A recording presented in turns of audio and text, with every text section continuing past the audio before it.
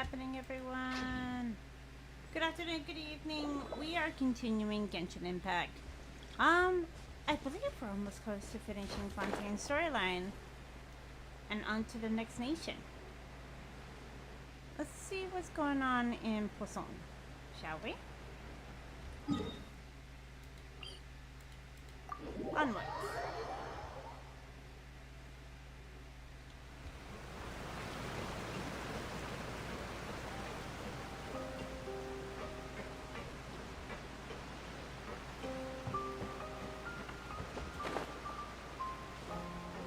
Gonna take a shortcut.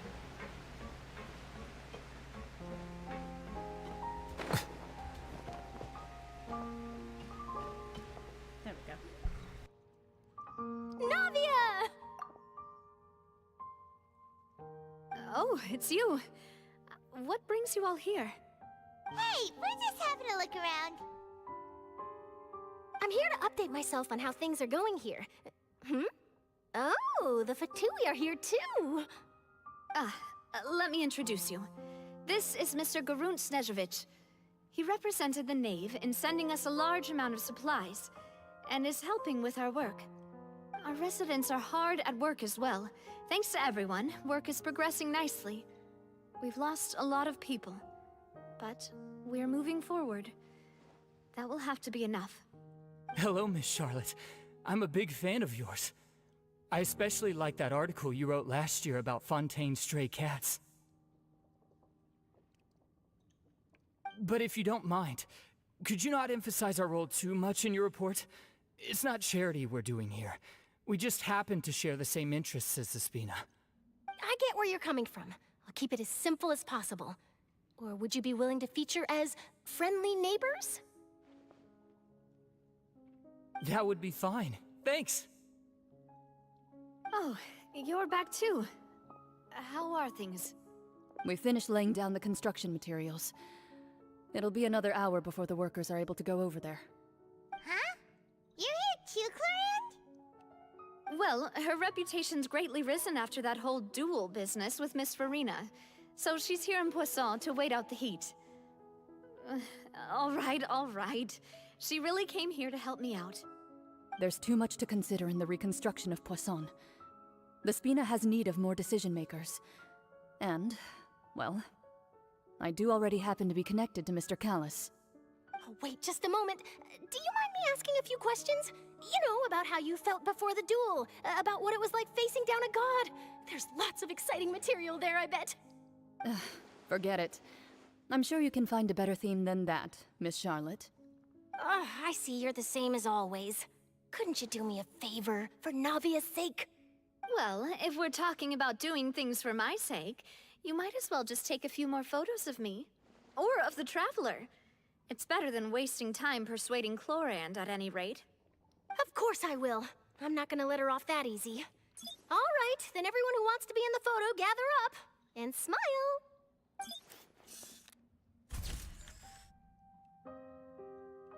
How did it go? Was it a good shot? Did Paimon look cute in it? Not bad. Your addition really helped the composition of the picture. All right, hang on a moment. Let me snap a few more shots. All right, that should do it. I'll be back here later anyway, so let's call it a day. You're very quick. Speed is of the essence when it comes to the news, and freshness is the key. Also, not to brag, but I'm pretty good at building connections. Who knows? I might eventually get that interview with you after all, Miss Clorinde. Wow, you really do have that never say die spirit. I'm impressed. I'll hazard a guess that this is how you got that interview at the Fortress of Meripede. You already knew she was going. Whoa, you're well informed. Let me make a guess too. I asked Sigewinne, who told Monsieur Neuvillette, and he told you, right? That's a very complete information chain. In truth, all Monsieur Neuvillette asked me was, when did the fortress become so friendly towards the media? I told him that it was best not to speak too soon. There's no guarantee that Wriothesley will make a personal appearance. You're right. I've got to treasure every moment I have with them. In which case, I'll be making a move first. Stay safe now. And tell me if you hear anything interesting. I'll treat you to afternoon tea in exchange. T for information. I don't always stand for T. That always sounds good. Okay, where are we going next? We're going back to jail. I can just hear the sirens playing right now.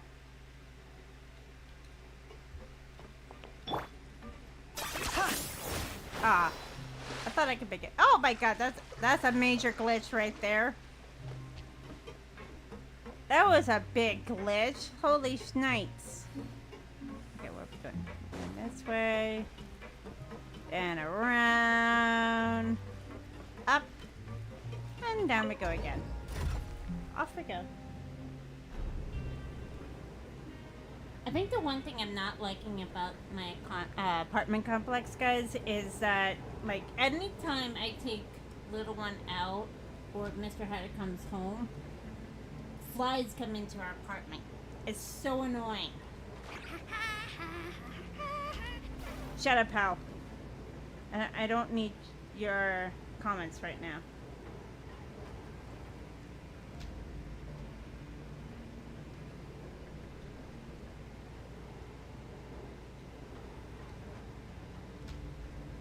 I'm surprised they haven't added elevator music to this. Like, you guys need to put music.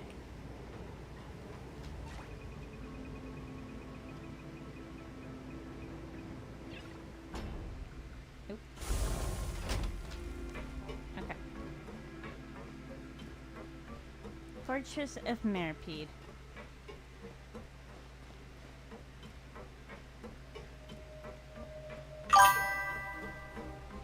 Vanille! Well, hello there, stranger. Yeah, big time you. Yes, I'm gonna go see your husband. Let's see if he actually shows up. Wow, guess we're here again, huh? There's a real nostalgic feeling to this place. Looks like you've been missing us. And there he is. Did you come all the way to the entrance to greet us? No, he's here to greet Vanille. No one else. Just Vanille. Alright? Everyone else, back off. Of course. I'm here to welcome you and our dear Miss Charlotte, whom our good head nurse recommended to me. It's an honor to finally meet the much-rumored Duke. Thank you for consenting to my visit to the fortress, sir. No need to thank me. But that said, I shouldn't be the focus of your interview. I trust you recall our agreement? Of course, of course. All right then, this way.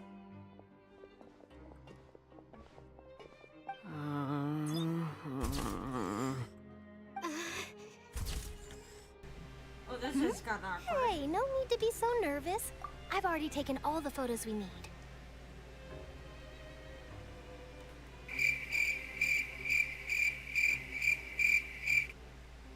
Are they gonna finally admit that these two are a couple?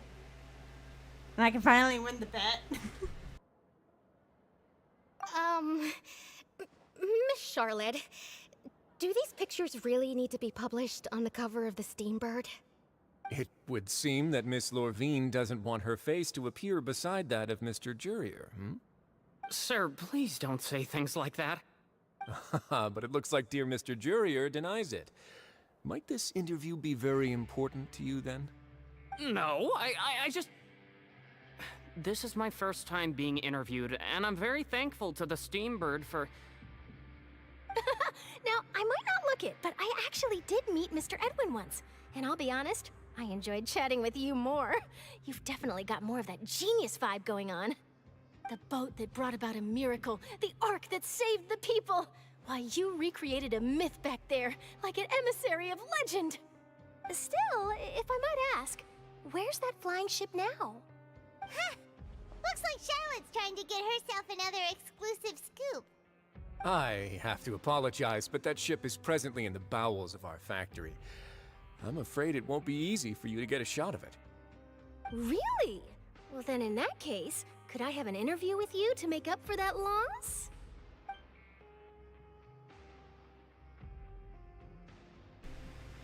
She really knows how to squeeze the opportunity for all it's worth. Yep, that's the reporter for you. You already know my answer, I'm afraid. Best you interview our head nurse instead. Or perhaps you'd like to take another photo of this couple of researchers? Did you really have to use the word couple? Well, then, 2 solo photos will do. Is my hair messed up? Please, someone help me have a look. Things sure are getting pretty lively here. We've seen this kind of thing before. Oh, seems like everyone's here. Would any of you like to try this new drink I came up with? The answer is gonna be no, but I appreciate it, Seashwing, because I don't trust any drink, especially the potion from Harry Potter. Sorry, not gonna even taste it. Ah, Siegeween. Hey, Miss Charlotte. Why don't you, take some pretty photos of our head nurse? Sure. Come on, Miss Siegeween. Over this way. Let's find a brighter spot. Huh? Sure. Do I have to smile? So, how have things been at the fortress?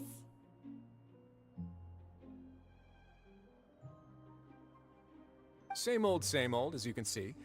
Fontaine's undergone some changes, but this place is still more or less the same. Other than that flying ship, it got a tad too much attention, I think. That's why I decided to let the interview go through. We should direct more public opinions toward the behind-the-scenes heroes. Am I right, Mr. Jurrier? Miss Lurvine? You're too kind, sir. I believe that you too should have your day in the sun. Not that you would want that, which is a pity. I'll just leave the spotlight to you two. Come on, Wriothesley likes to look like a ghost. I see. Lots of things happened that day, huh? Anyway, regarding that Harbinger, I'm not sure you remember, but his 3 young followers are still waiting for his return. He sure did win them over, huh? I'll tell them that there's good news and bad news. The good being that their boss seems fine, and the bad being that they must face extended sentences for abetting his escape. Well, that sucks. Actually, what about you? Are things gonna change for you too? What change can there be? The fortress will keep chugging along, and so will my duties. As to what Miss Farina's departure will mean for the nation, and if our laws and governance will be transformed, we'll leave those to the folks in the overworld. Hey everyone, the photo shoot's done. Good. In that case, let's call it a day here. Thanks for your cooperation. Come on, Traveler, let's go. Till next time, everyone. There'll be a next time? Uh-oh. Maybe. Who knows? I might write a story about the underwater factory next time. Until then. All right. Last stop, the docks. She just really, really wants that interview so badly. Like, I'm gonna do anything in my power to get what I want. Alright. We need to go ducks.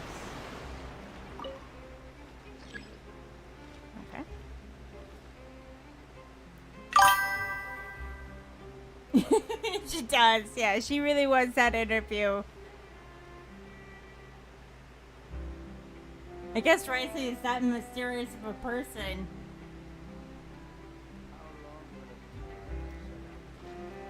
Did I put it? The lift is running. Why is it taking so long? I'm gonna be like an 88-year-old woman by the time this thing gets here.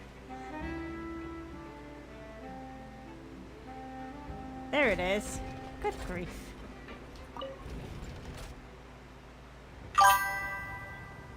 He knows how to use words. He knows how to dodge bullets with words. Maybe he can teach me how to do that. Hey, Wriothesley, teach me how to dodge bullets without action through words. I would appreciate it. There we go.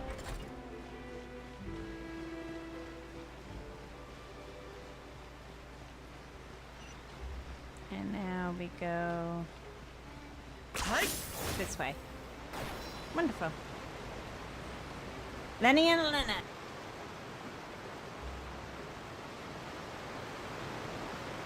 I didn't see them! They really are here! How did you know?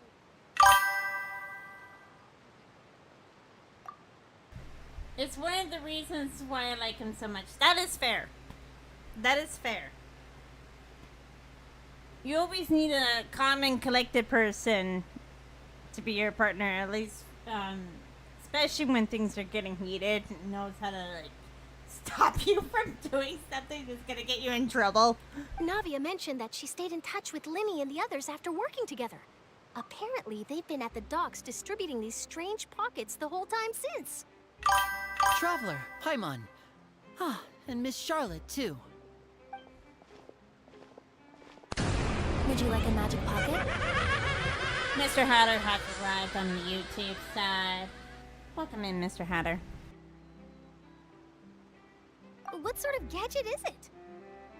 It's a wondrous bag that can be used to carry many things. The water level has returned to normal, but if you see any of your things floating around, you can use this to carry them. Or you could trick a friend into doing it for you. Trick a friend? I wonder which of my friends would fall for that. Don't look at us. We're not gonna do it for you. Lazy You bum. could just make a friend like Fremine here. Isn't that right, Fremine? Is this what you meant by, I'll help you make some more friends? To be honest, that sounds pretty sweet. Could I have your contact, please? Sure. Please, write down my address. Lynette sure is working hard to help Fremine socialize. He was the one who proposed doing this. He even wants to assist in our magic shows. Oh dear. Yes, I was planning to first introduce Per as an assistant, and later Fremine himself. In the future, I think we can leave underwater escape magic to him too. That said, would anyone want to see a diver escape underwater? I think Blurps is acting up. Oh, it'll work out. Every journey begins with the first step.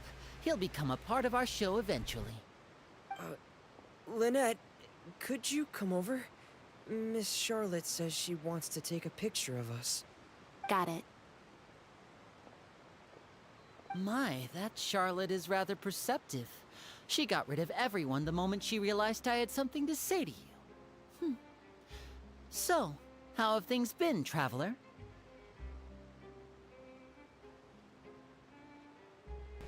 I'm doing pretty alright. Father says that you did a great deal during the latest events. She's very grateful for your contributions to Fontaine. That's alright. Sorry, We're more Lexi. than happy to help. So, what's she doing now? Sorry, Lexi. Blurp was like acting up. I don't know what's going on. Is it not there at all?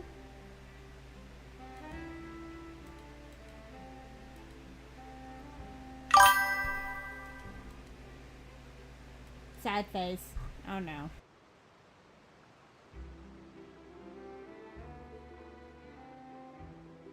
Oh, I guess you haven't heard. Well, after Lady Farina left, Father and Monsieur Neuvillette opened negotiations, during which he gave Fontaine's Gnosis to her as a diplomatic gift. A diplomatic gift? A gnosis? After... Yes, I was quite surprised at first myself. But when I thought it over, there were actually a number of things going for it. It could have been done as an apology for the incident with Lord Child, or as thanks for his help in tying the all-devouring Narwhal down. Furthermore, Father did also lend significant aid to Fontaine and Poisson. Well, that's true, but this is a gnosis we're talking about. Doesn't this seem a bit irresponsible? I would agree, but I've also heard that it seems that Monsieur Neuvillette has had a significant change of heart regarding the matter. So there's some reason for this that only Neuvillette knows about? I suspect you'll have to ask him about that yourself. Ah, yes, speaking of which, I did see him strolling around the entrance to the Fortress of Meripede a while back. Isn't he real busy and stuff? Paimon didn't think he'd have the time for that. But back to the topic. The Gnosis was given to the Knave, right? What about Child? They say that he's returned to Snezhnaya to recover from his wounds. I hear that the recent disaster really did a number on his health.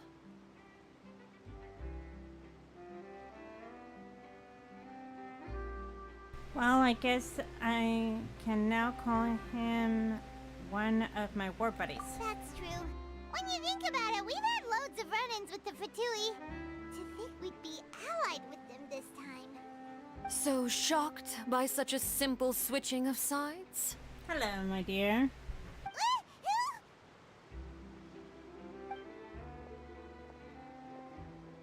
Father! Well, well, what do you know? Come to the docks to see how my children are doing and meet the Traveler by chance. Please do not pay my accomplishments in Fontaine too much mind.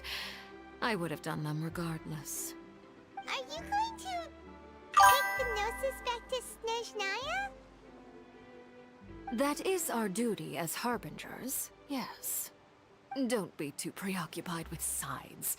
The goal of the Fatui concerns not a single place or person, but the entire world. With such a grand goal in mind, it is inevitable that we must wear many masks. Switching my masks is something I've always done. Will you keep to your position? Well, that depends on many things. No one truly knows what the future holds.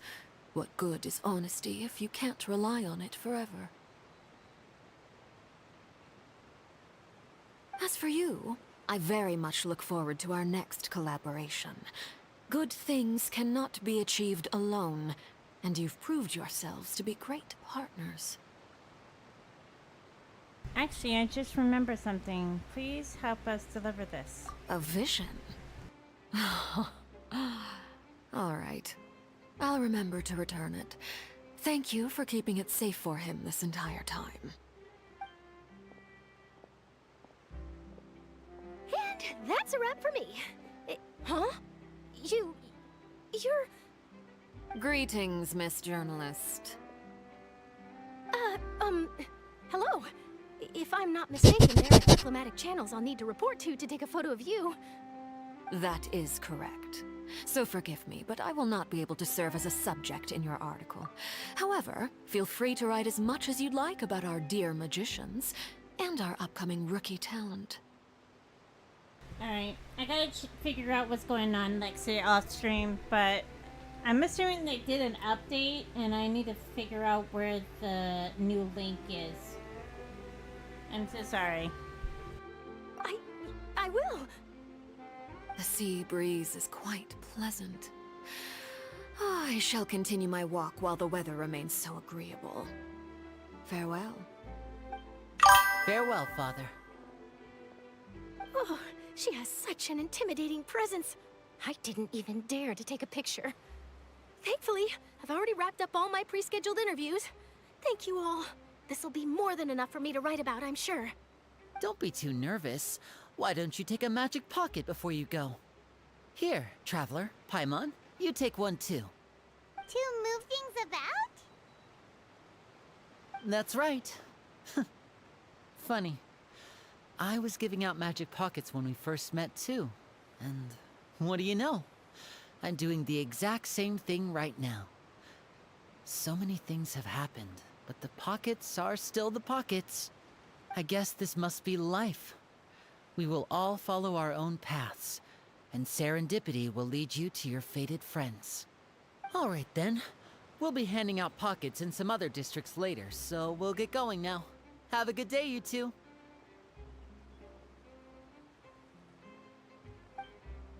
Well, guess we sent Charlotte off. Shall we go see how Neverlette's doing? I'm probably not so busy that he doesn't have time to chat anyway. You better chat with me! You better chat with me, I'm gonna be very upset.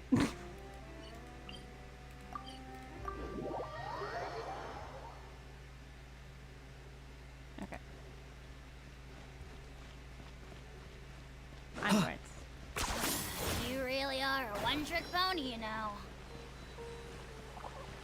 I never understood that statement. It's like, what does that mean? Alright, do we have to go inside and around? Looks like we gotta go around. Okay. 10 points for agility. The entrance to the fortress! Ooh, he really is there!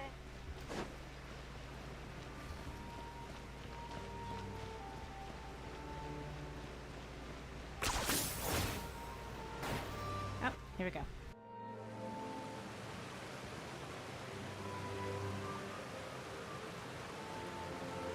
So, you really are here, Neuvillette!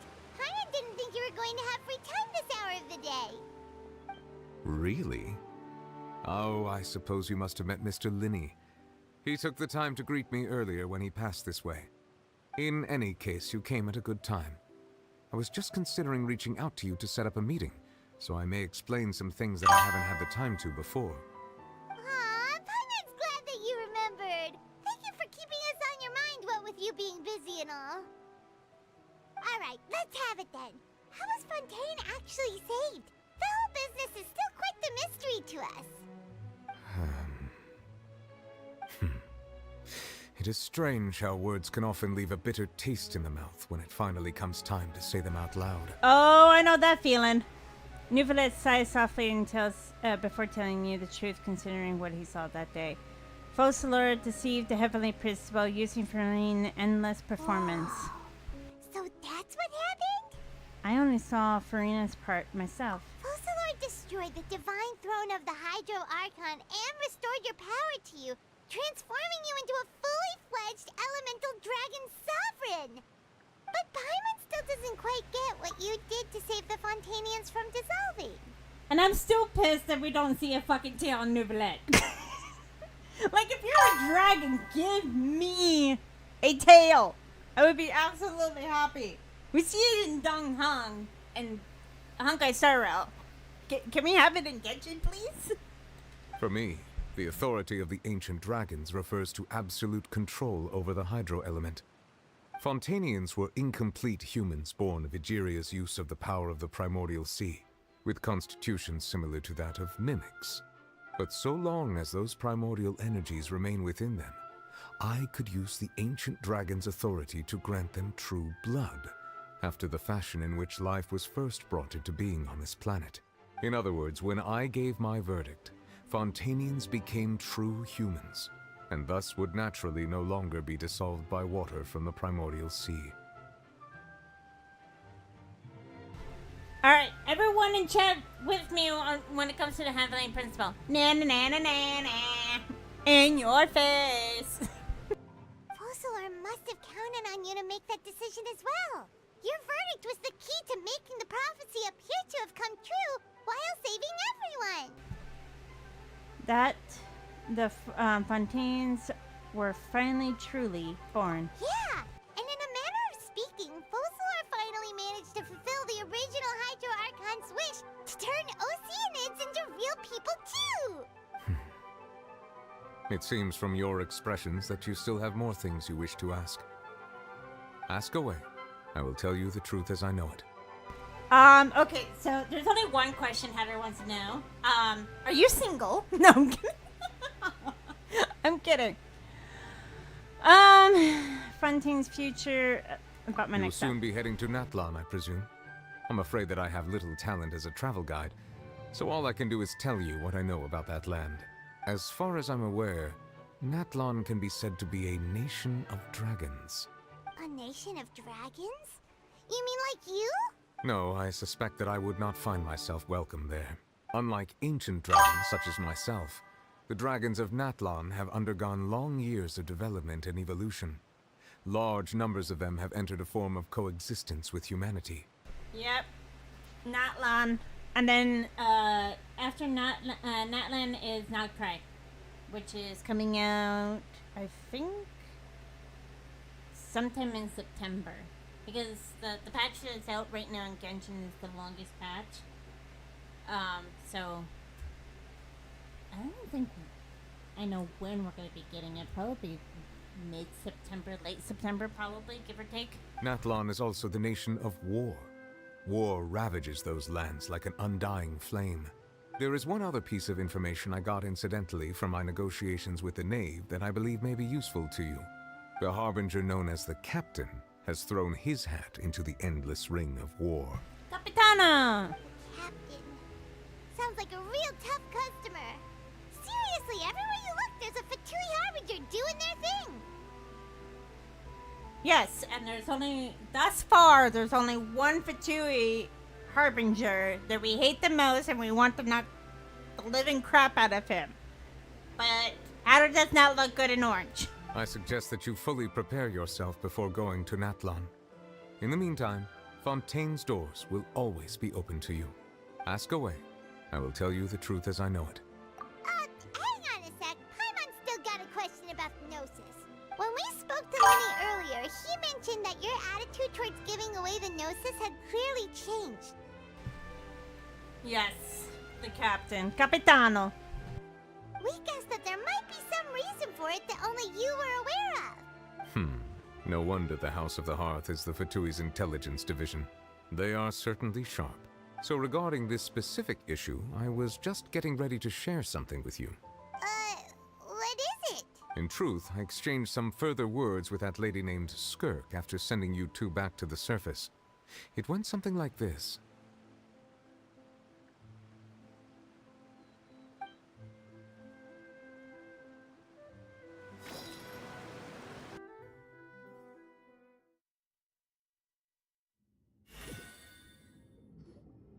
Well, we're going to head topside to see what's going on. You hurry over soon as well, all right, Nervalet?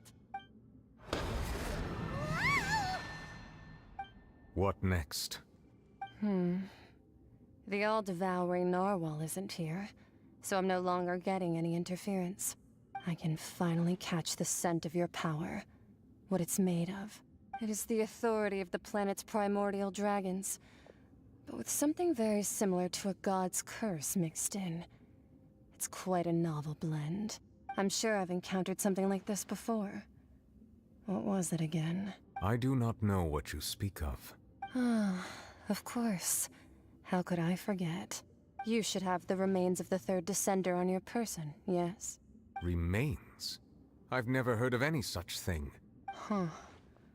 According to your parlance, I believe it may be called a gnosis. Well, that much is true. After Focalor's divinity faded, she handed her gnosis to me. But I fear I have never heard of it described in the manner that you just did. I've been training with my master, the Foul, ever since I was young, and I have never returned to the surface since. So most of the information I possess, I got from him. It is only natural for those who are greater than humanity to possess a different sort of common sense, which is why there are so many problems in our attempts to communicate with humans. Regardless, you should probably get rid of objects of misfortune to prevent any disasters from befalling you. To live in itself is a blessing. But once a person dies, the bonds he once had with this world shall all turn to curses. What do you mean by that?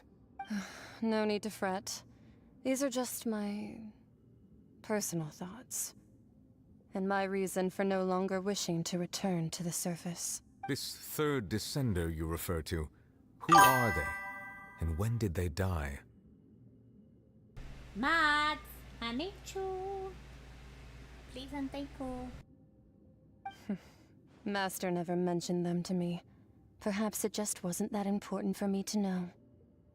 If you're interested, though, I could ask him. I'll be sure to pass the answer on to you next time. Next time? You believe we will meet again? I do. Wait. I have a disciple of my own, don't I? He can be the messenger, then.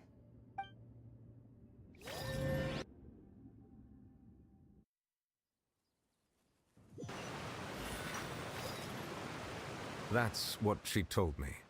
Whether it would prove useful or not, I wanted to pass that information on to you. The remains of the third Descender? So that's what the Gnosis actually are. Paimon just thought they looked like chess pieces. How could they be a person's remains?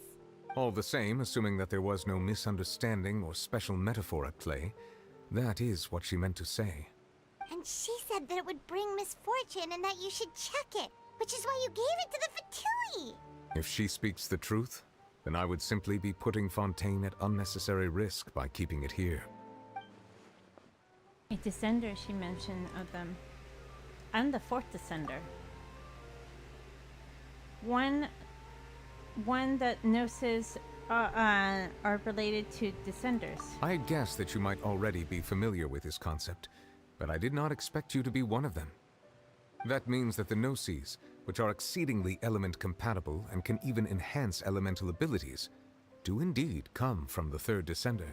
I wonder, does your body also possess similar properties? Like being able to use elemental powers without a vision! That does sort of count as special compatibility, right? No, let's not think about this stuff right now. It just feels creepy, comparing the Traveler to the dead third descender and all. Don't worry, I won't die so easily. That's what you say, but this topic still feels like bad luck. Once Child recovers, let's get some more answers out of him. Or go look for his master and get the answers that way. I too believe it unwise to make too many blind guesses when information is lacking. The same is true of being at court. All right. Whatever the case, it seems like the crisis here in Fontaine's over for now. Yes. All of Focalors' efforts were for this moment as well. But she sacrificed herself in the end as a god, and she suffered through all those years as a human. Was that really what she wanted? I suppose that would be the mystery of a god's will. Can you understand the will of the gods? I suspect not. But once in a while, I too would guess that if wishes were like the clouds in the sky, they will one day return to the earth as raindrops. Life flows like water, and rain is the final answer. The water levels may sometimes tilt one way or another, but the rain falls fairly upon all. And what, ultimately, is the difference between the rains that fall upon all of us? And that's the end of Act 4, Chapter 4, Act 5. Okay. And now we do another story? Oh. Reputation. Let's go. Let's go there real quick.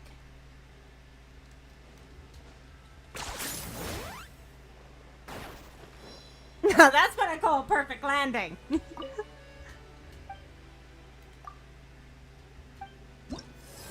Alright. Turn that in. Hey, level 3. Nice.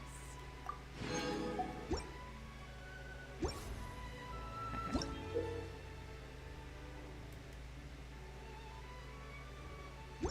Oh, nice. Now we go to Sumeru. Up to Sumeru we go.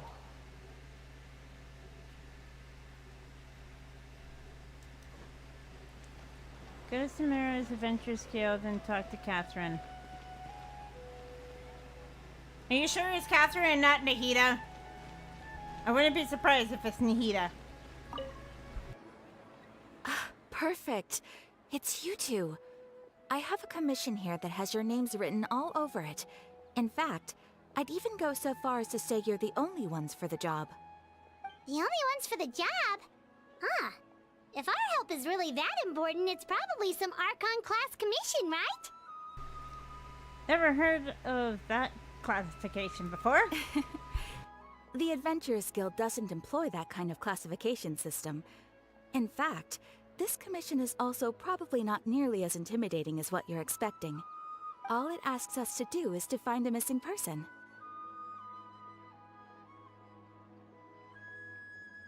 Huh? Then why did you say we were the only ones for the job? I came across this commission while reviewing our backlog not too long ago. It seems simple, but our records indicate that over a dozen successive efforts to complete it have all ended in failure, despite attempts by several accomplished and renowned adventurers. With the reputation of the Adventurers Guild and the performance of the Sumeru branch at stake, It's in our best interest to assign this commission to the adventurer with the highest completion rate over the past few years. Well, that's us for sure. Flattery will get you everywhere with Paimon. All I'm asking is for you to give it your best shot. If it proves to be beyond your capabilities as well, I'll talk to the commissioner about canceling the commission. Okay, so who are we looking for? And what is it about this commission that's made it so hard to complete?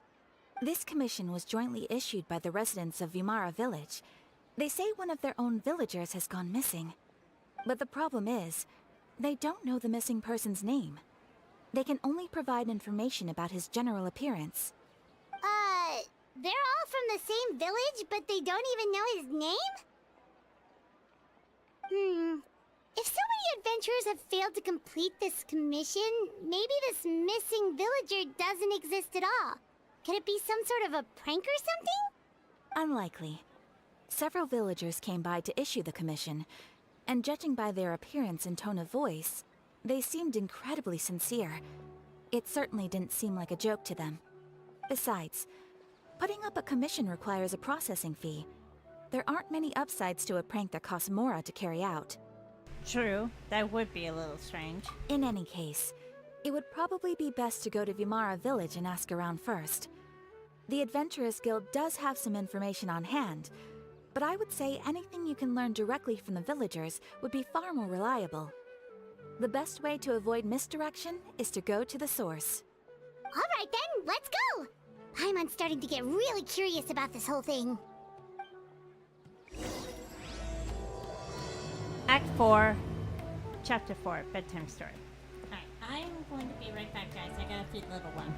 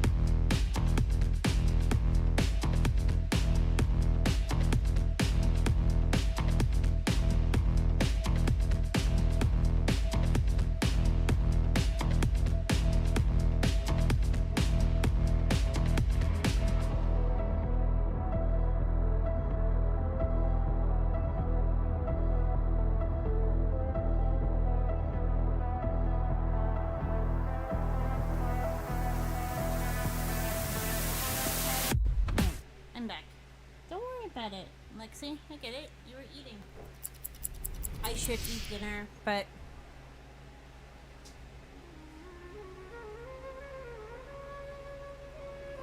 but I'm not very hungry. Okay, after you place a crystal fly trap and put specific material inside. Okay, so that's what it does. Okay.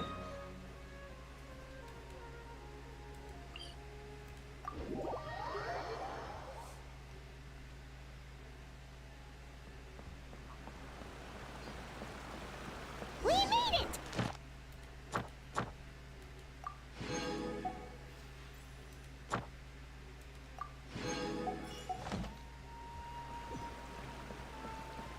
If this commission is really as challenging as Catherine made it out to be, we're gonna need to carry out a very detailed investigation.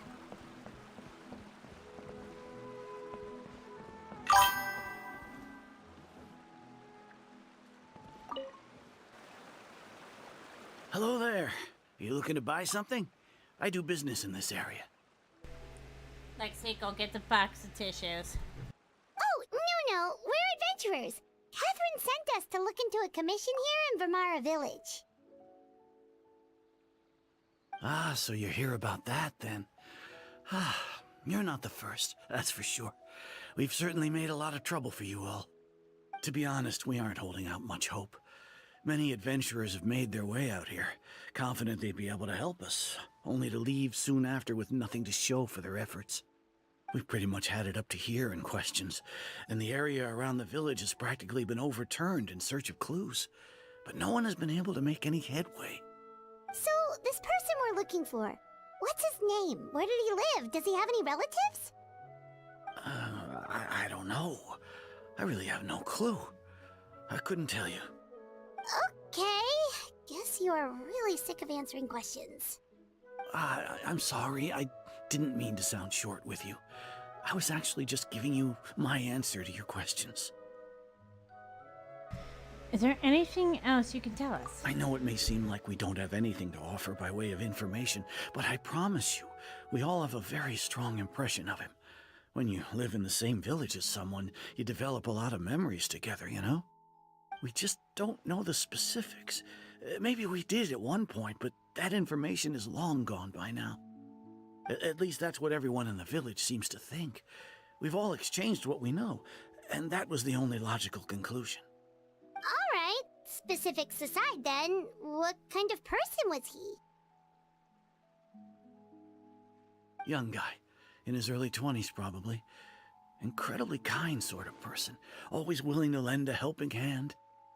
I'd chat with him when I didn't have any customers. I even saw him stick out his neck for others on more than one occasion. Very interesting guy, that one. Now that you've started talking about him, you don't seem nearly as down in the dumps as you did before. Seems like he left a pretty good impression on you. But of course, everyone in the village is pretty fond of him. We wouldn't have issued that commission otherwise. There aren't many young people like him nowadays, so genuine and pure. To think that he just up and disappeared one day. I just hope nothing bad happened. Could he have just moved away without telling anyone? No, he's not the type to leave without saying goodbye.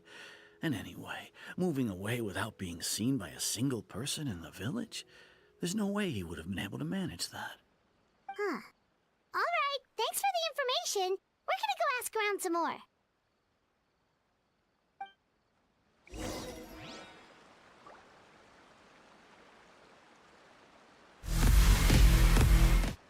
Sorry about that, guys.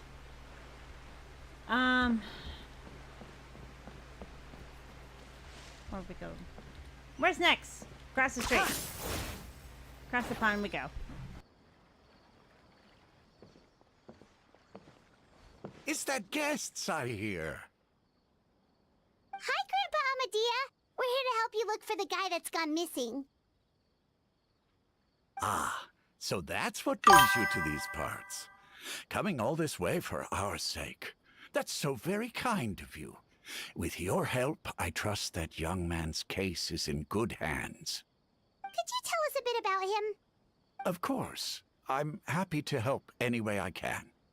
with my failing eyesight, I'm afraid I can't offer much about his appearance. But I do remember hearing the sound of his voice. Not recently, of course. That loss has left me feeling quite empty.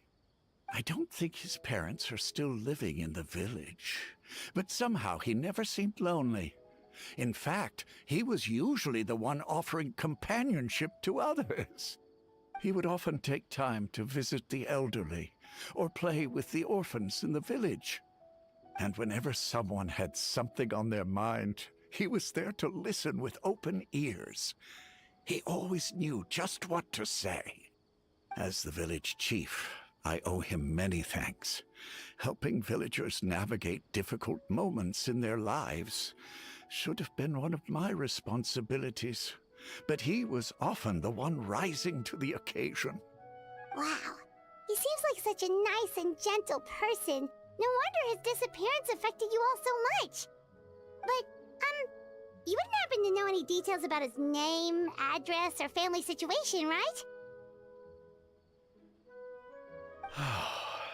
I'm ashamed to admit it, but I just can't remember. No matter how you look at it, I should know those things. But for some reason, no matter how hard I try to remember, the information just doesn't come. Perhaps my age really has caught up with me this time. It's okay. There's no need to force yourself to try and remember. We'll figure something out.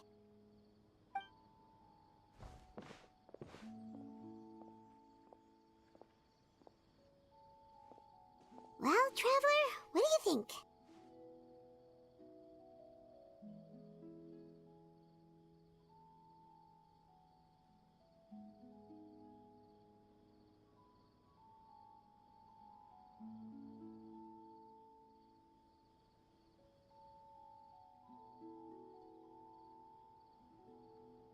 Paimon thinks so too.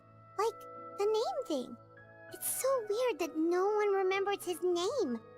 And nobody has been able to tell us anything about his family or where he lived. It's like this guy's been erased from reality or something. Sorry. While trying to do the story with you all, I'm trying to murder some flies. Because there's two flying around, and they're scaring little one, because he doesn't like the sound of the wings. So one of them escaped through the window, which I'm happy about, and I think I murdered the other one. I think. So hopefully it works. Yes, I would say more like. Wait, so you're saying it's not that he's been erased, necessarily, but more like he never existed to begin with? Okay, Paimon's gonna need some time to process that one. Someone who only exists in people's memories? Could it be like what happened to Greater Lord Rukkhadevata? Like someone of a mass alteration of people's memories? You two are the adventurers who just arrived, right? You're here for the Vamara Village Commission? Yep, sure are. We were just looking into the case. I'm so glad to hear that. Thank goodness you haven't given up. I've been so worried the Adventurers Guild might cancel our commission. My name is Atosa, by the way. I grew up here in Vamara Village. Anyway, I just wanted to say, please keep searching for a missing villager. I'm begging you. You have to find him. I'm sure we will track him down. Yeah, no need to worry. We'll give it our best shot. So, were you close to the missing villager? Are there any leads you can give us? I'm not sure this counts as a lead, but follow me. There's a place I'd like to show you.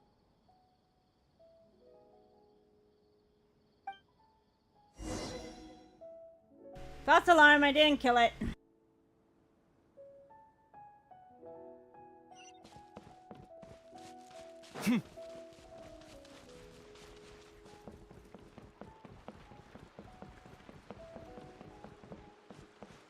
Are you running away?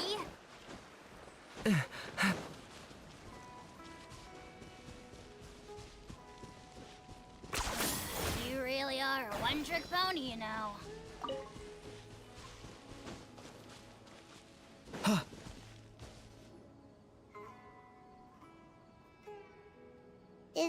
this the place? Under this tree? Yep. I know it doesn't look like much, but this place is very meaningful to me. It's so full of memories. We used to always sit together under this tree and talk.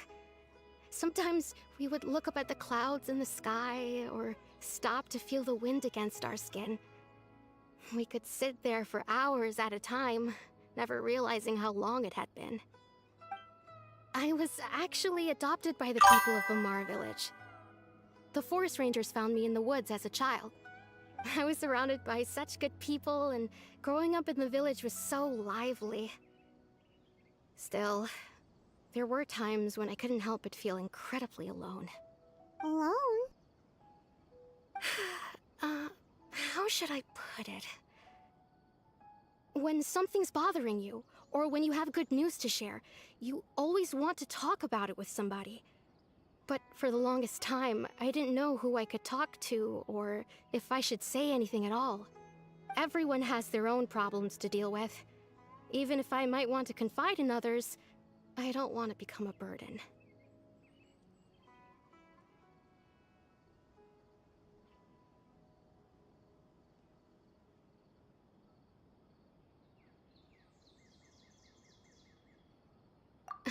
Really? You know exactly how I feel?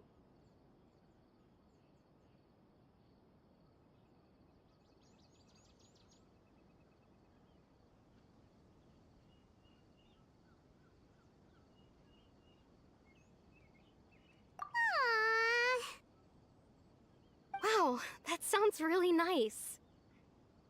You're quite lucky. When it comes to our missing villager, well, I guess you could say that to me. He felt like both a family member I could rely on and a friend who could really understand me.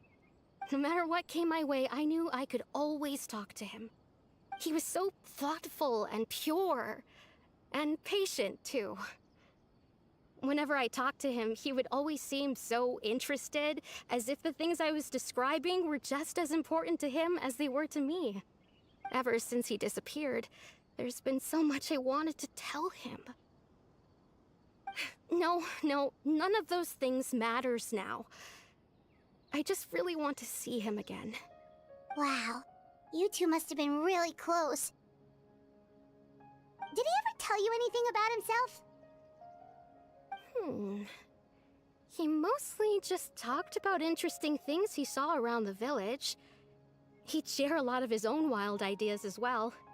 Oh, right! I did ask him about his parents once. But all he said was, they're not here anymore. I didn't know whether that meant they had left the village or passed away, and I didn't want to pry. Still not much to go off of. Look at me. Talking your ear off and still nothing to show for it. The last time I talked this much in one go was when we were still together. Come to think of it, every time we talked, it always seemed to be around dusk, just like right now. Time always passed by really slowly. Even when it felt like we'd been talking for hours, the sun would still be at the same position in the sky. Well, time always seems to pass slower when you're relaxed, right? What's wrong, Traveler?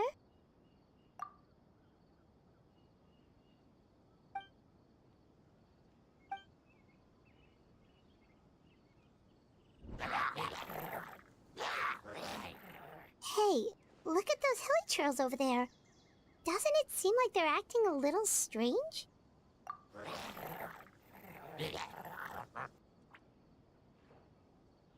The Abyss Order. Could they be the ones behind all of this?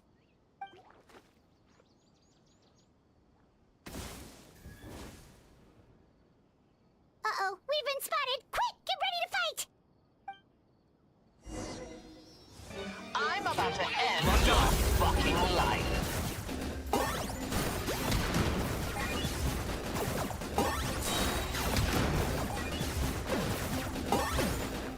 Settle down. Hey there! Watch out!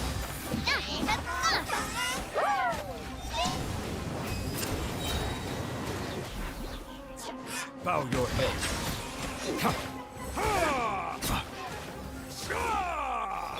Fluffer send-off from the Spina with love. Coming at ya! Oh, glory! The dead blazing dragon! Shadow Raven, let night fall!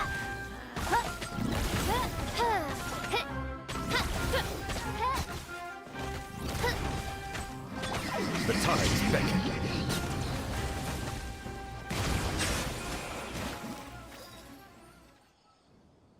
Thank you so much. I wasn't expecting monsters to show up. If you hadn't been here, I'm not sure what I would have done. It was no trouble.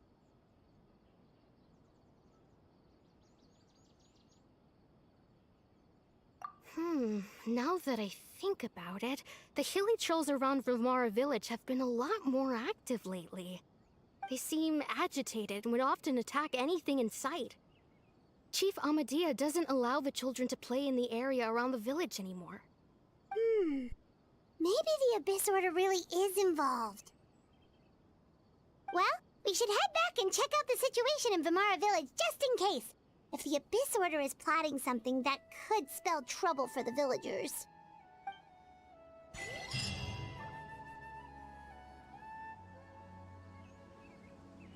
Wait a second. The person...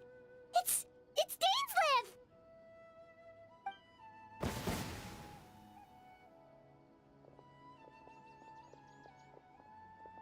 Ah, it's you two. Oh, a friend of yours?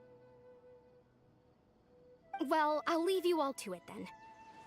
I should head back to the village and check up on Chief Amadea and the others anyway. Well, see you later. Yep, see you later, Atosa!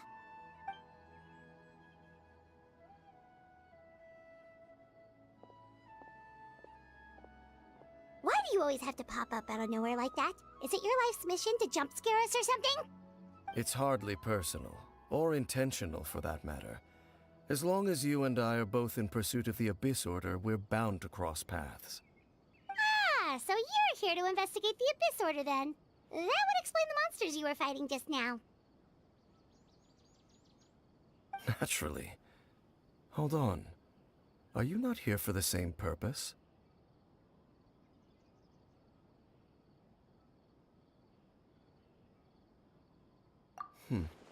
No matter. It may have taken you a while to catch on, but I'm sure you've also realized by now that there's something strange about this place. The Abyss Order is most certainly planning something in this area. Or worse, their plan could already be in motion.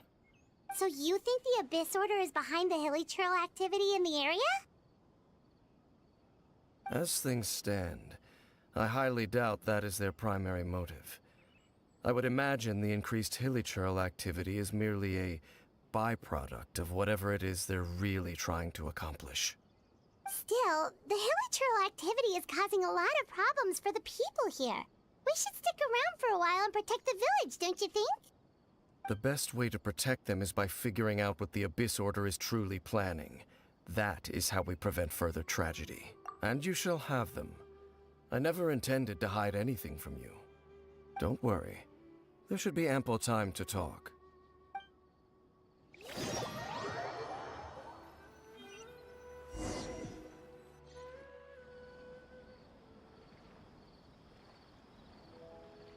Ah.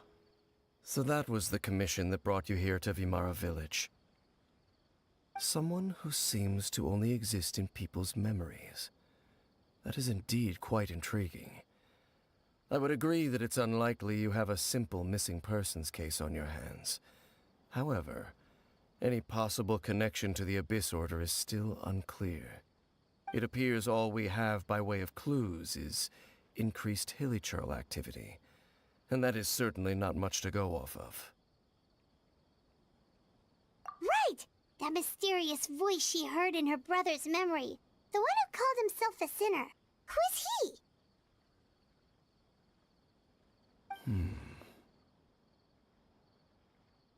Traveler, let me ask you this.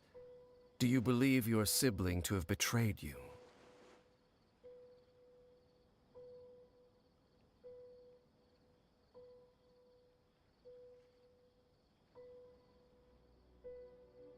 I sense hesitation in your words.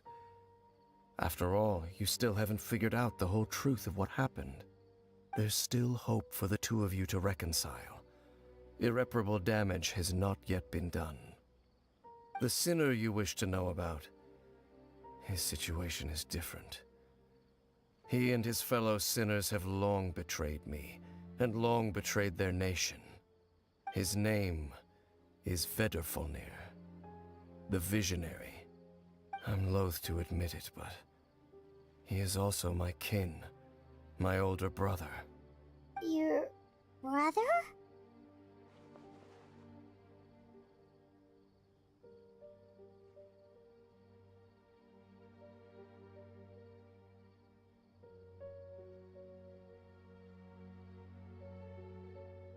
There were 5 of them, the 5 sinners of Khaenri'ah. The wise Roptatyr, the visionary Vedrfolnir, Gold Rhine-daughter, the foul Surtalogi, and Rehir of Solnari, Rerir. No matter how eroded my memory may become, I will never forget their names. One day, I shall have my vengeance. Wait, some of those names sound really familiar. Rhine-daughter is the one who created Albedo. Surtalogi is Skirk's master.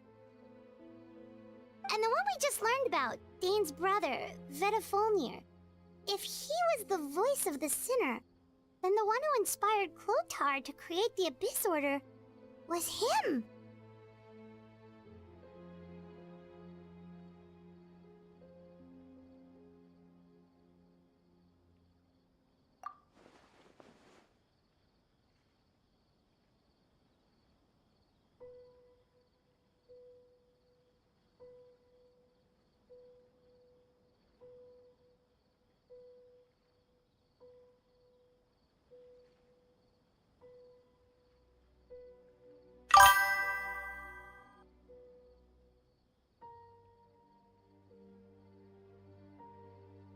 They were once people of great esteem in Khaenri'ah, those who carried the hopes of the nation. They were the best of their peers, outstanding in their respective fields. Okay, so I killed 2. And I do apologize, chat, for me being so quiet. It's just these flies are flying around my office and driving me nuts. So I killed 2 and there's 1 more. So I do apologize for being so quiet. 6 of us. Together. We should have been the ones to prevent the disaster. The ones to stop the Vinster King from continuing to rock the foundation of the world. Yet, deep within, the 5 of them craved something more. They could not resist the call of the Abyss, and divided among themselves a power that could destroy the world. So they became sinners, but also transcendent beings, each in possession of world-shattering power. And when the cataclysm occurred, not one of them stood up in defense of their nation. Not one came forward to prevent the tragedy, and for that, they shall never have my forgiveness. My sibling came into contact with your brother. Indeed. If they are not stopped, the day is sure to come when they will also betray the entire world. It must be hard to talk about all this. Of course. As I said, I never intended to hide anything from you. So, Dane, what have you been looking into all this time? I've continued to investigate the questions surrounding the Loom of Fate. It's been quite some time since the initial operation was launched. By retrieving the eye of the first field tiller, we were able to stop part of their plan from coming to fruition. Oh, Paimon remembers! Weren't they going to use it to corrupt Dosile and make a god or something? Indeed. However, it's obvious that was just some sort of technical experiment. The eye was integral to their plan, yet somehow, despite failing to obtain it, they've skipped the experimental phase and found some other way to keep moving forward. There are many signs pointing to that effect. Then what should we do? It's not too late, is it? Our most pressing concern is to determine the purpose of the Loom of Fate. From there, we'll be able to deduce the Abyss Order's true objective. Based on the intel I've gathered so far, I suspect the Loom of Fate is related to the ley lines in some way. The ley lines? Traveler, you were able to observe your siblings' memories last time, yes? I believe that was due to the fact that the ley lines in that area were unstable.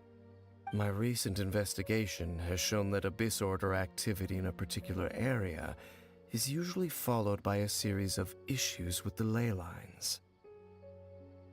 And one of these things that flows through the ley lines are memories. Wait! Then our commission here in Vimara Village. The person who seems to exist only in people's memories. Could it be connected? Memories, ley lines, the Loom of Fate, missing person that doesn't seem to exist. What is the connection between all this? It's certainly possible. I'll join your investigation tomorrow. This missing persons case could very well turn out to be the key to unraveling these mysteries. Well, if we're teaming up with Dane again, we're gonna need all the energy we can get. Let's try investigating somewhere a little further away tomorrow.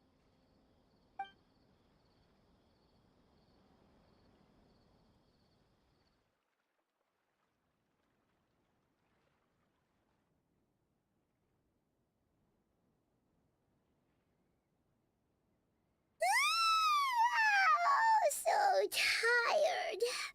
Paimon used way too much brain juice yesterday. It's all Dane's fault saying all that complicated stuff. I didn't sleep well either. Well, let's go find Dane. We've got a lot to do today.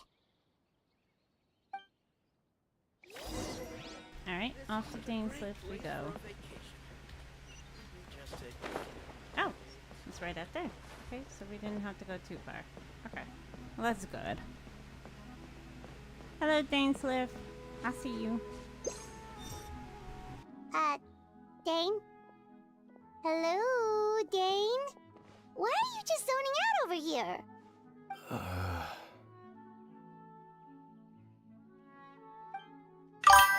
Did something happen? Paimon's aggressive strikes it too much when it comes to yawning. Yeah, it's a little bit. What's wrong, Dane? The missing person from your commission. Could you describe them to me? Oh, young guy? Early 20s? Seriously, Dane, what's going on? There appear to be certain memories in my mind that weren't there before. Memories of him.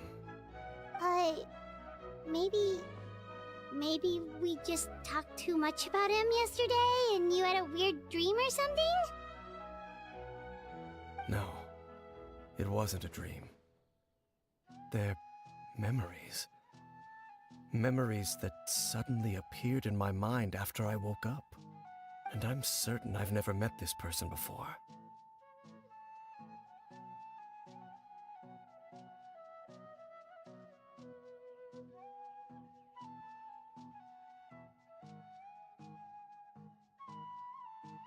I remember handing him the eye of the first field tiller.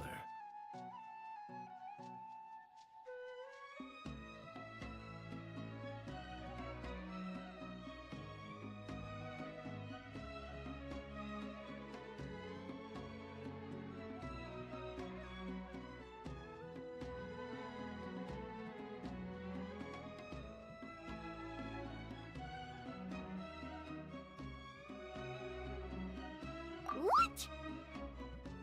Okay, so this missing person definitely has something to do with the Abyss Order then! Indeed. And it appears he possesses the ability to implant memories into the minds of others.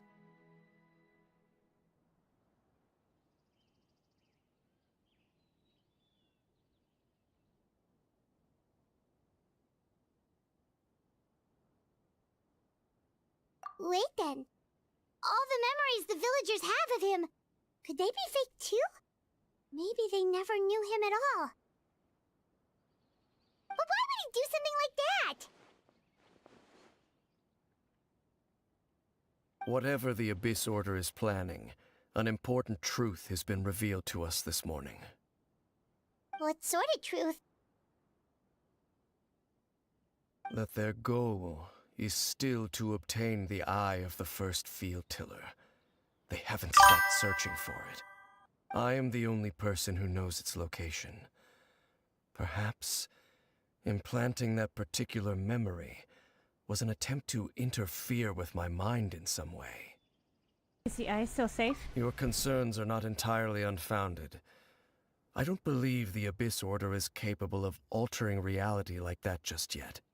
However, considering their single-minded pursuit of the eye, I would say an equal level of caution is in order on our part.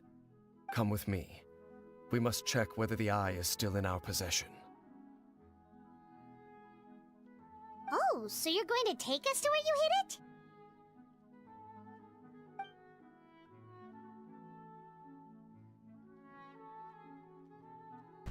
But from someone follow us. If we go straight there, someone is on our tail. Aren't we just exposing the eye's location? Maybe that's the reason Abyss Order implanted that memory in the first place, to force Dane to confirm the eye's location.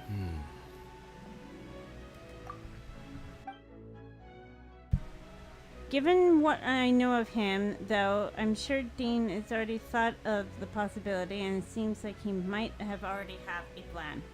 Let's go. Of course.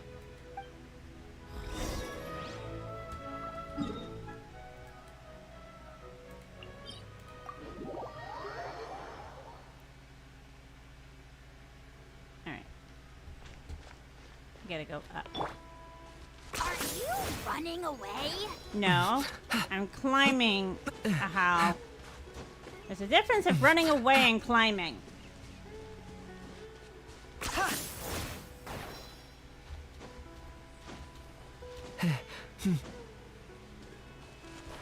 Oop, almost fell.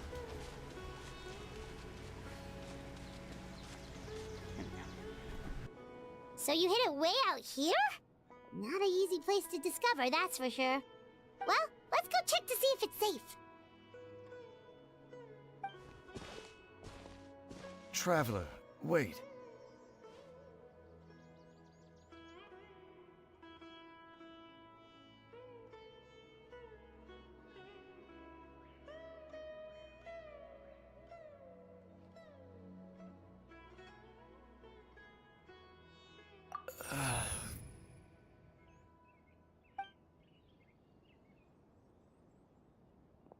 We've no time to lose.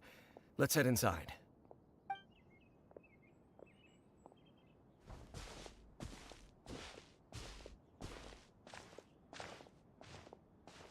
Hey, wait up!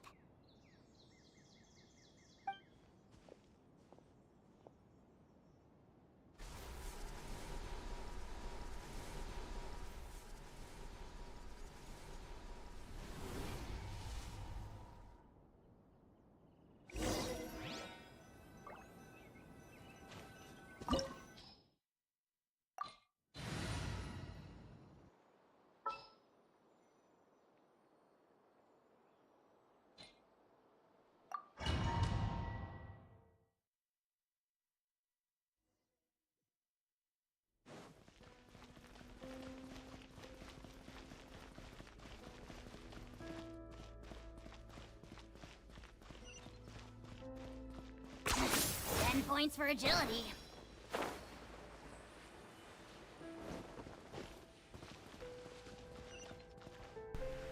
Let us go. We're going on a trip, and our favorite rocket ship soared through the skies. What's over here?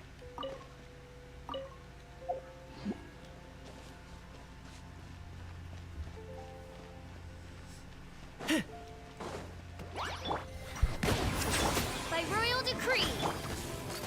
Hey there! Proper send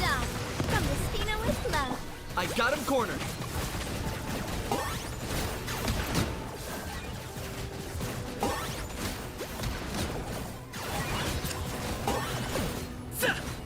Midnight Phantasmagoria.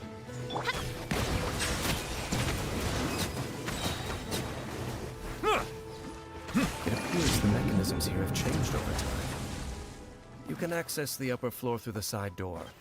Perhaps you should try reactivating the mechanism over there. The mechanism. It's kind of like saying the fibbly jobbly thingamajiggy.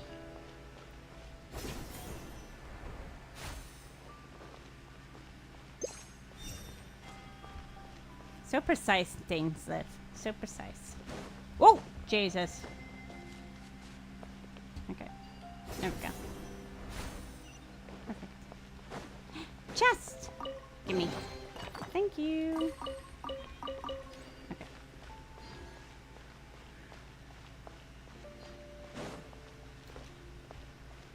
Open sesame. Thank you.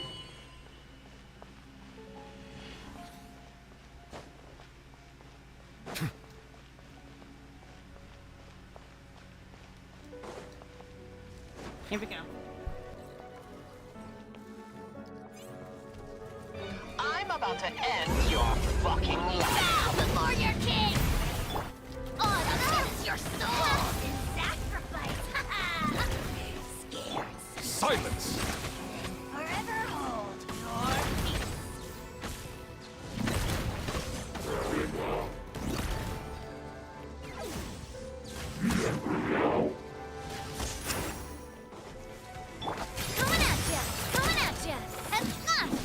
Bow your head.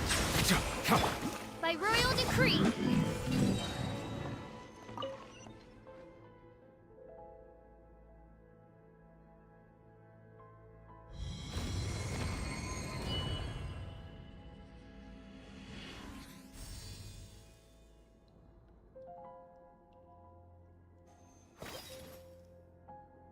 Okay, that looks like that's one. Goodies? Goodies. Okay.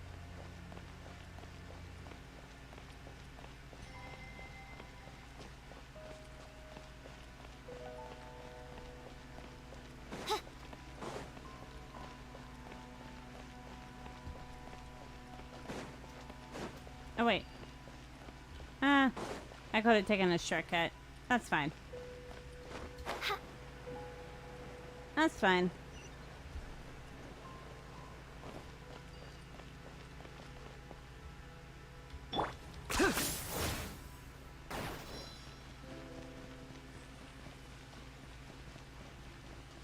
Okay.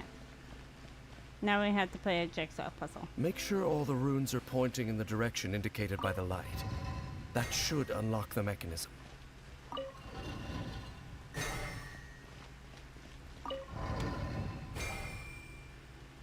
Ah, the door's open. Let's go. Our destination is just up ahead. Okay. Question. Who used to live here before it became ruins? That is the hardest question. I would like some more backstory on what it used to be like.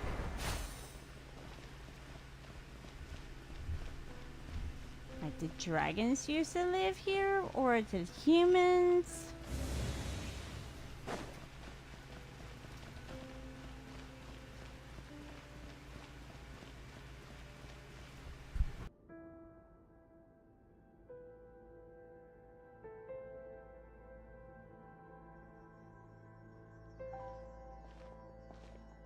Looks like we can't go any further.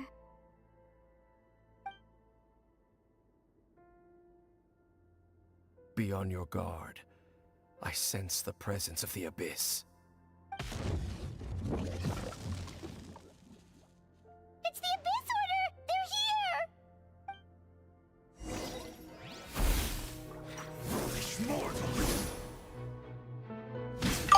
My mistake.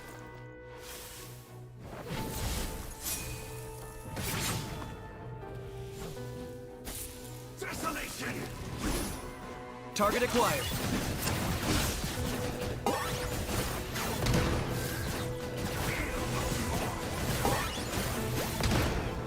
Lord of the Night! Oz, reveal thyself! Midnight Phantasmagoria! Watch out! Coming at you! Fire! Well, with rocks. Be sanctified. Silence! I got him cornered!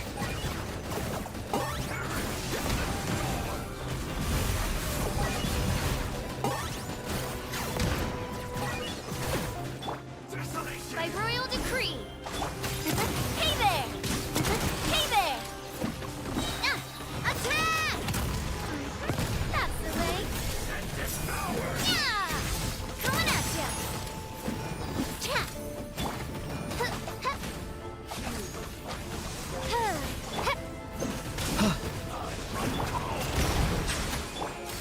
Hey there! Oz, reveal thyself!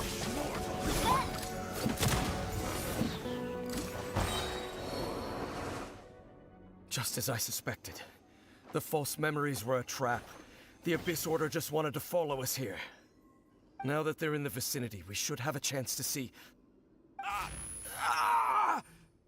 Dane? What's wrong? Can you feel that? There's been a disturbance in the ley lines. It must be the work of the Abyss. Wow, you must be really sensitive to that sort of thing. Paimon doesn't feel it. You too. Do as I say. Use that mechanism over there and leave this place.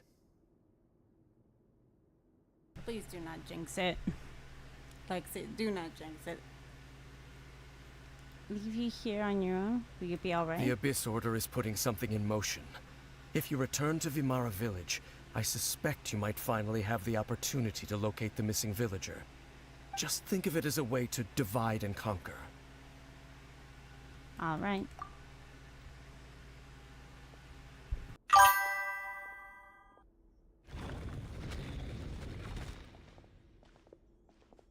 I feel sorry for... I really feel sorry for my neighbors because you can see the apartment next door from my window in my office. They're probably looking at me like I'm some kind of nutcase. Like, what is she trying to do? Dane has a point, but something feels off. What am I missing?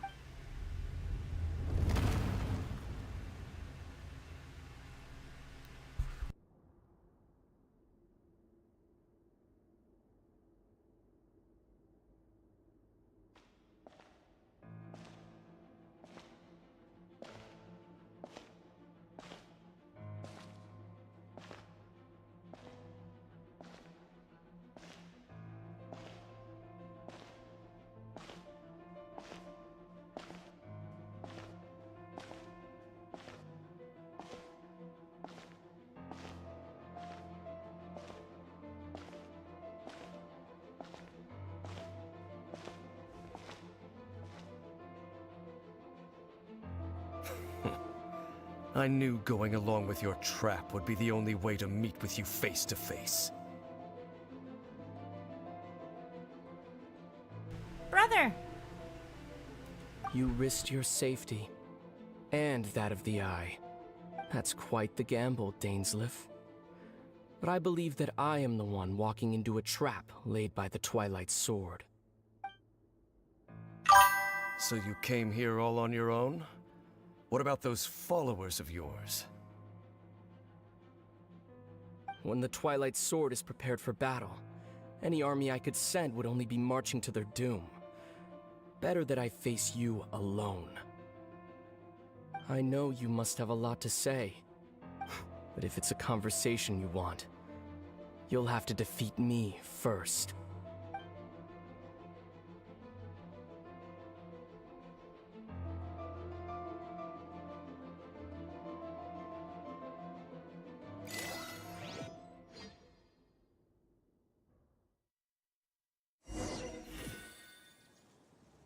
The Abyss Order's on the move. The ley lines are all out of whack. Onwards. We better hurry back to Vimara Village and see what's Oh. Hey, look at those hilly trails over there. They seem extremely calm. Weren't they acting super agitated just a little while ago? Why are they so calm all of a sudden? Wait, I hear something.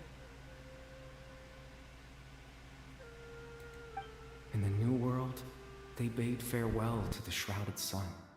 At last, they no longer needed to dwell on their suffering, or try to differentiate between various thoughts of blasphemy. Such was the price they paid, and thus their souls became cleansed and pure. Did you hear that? What was that sound just now? It was someone's voice. It sounded so gentle. Could that voice be comforting the hilichurls in some way? Oh, this is weird. Let's check if this is happening anywhere else.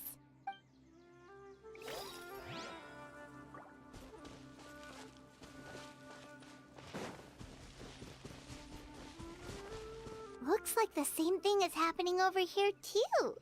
The hilichurls are calm. You see, we're both still here. We've reclaimed an endless amount of time to love. Release your tears. You no longer need to hold back your sorrow.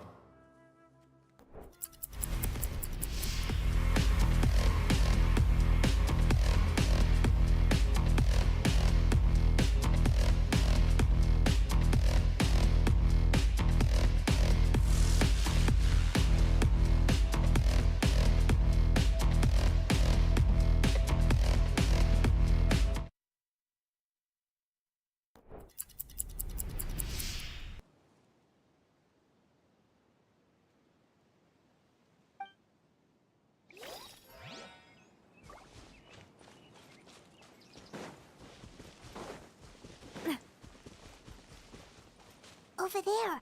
It looks like they're sleeping.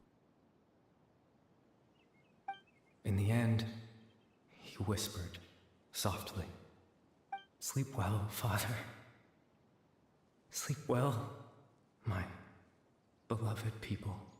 When you awake, that which differentiates us shall be no more."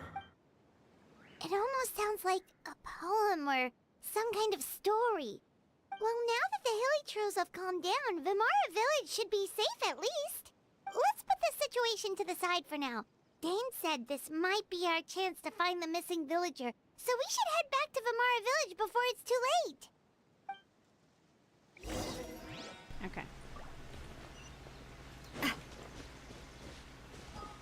Oh, okay, I can't use my map. That's fine.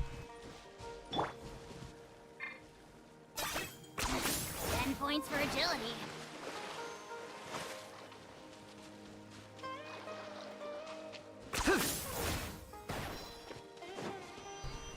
I think we're almost there.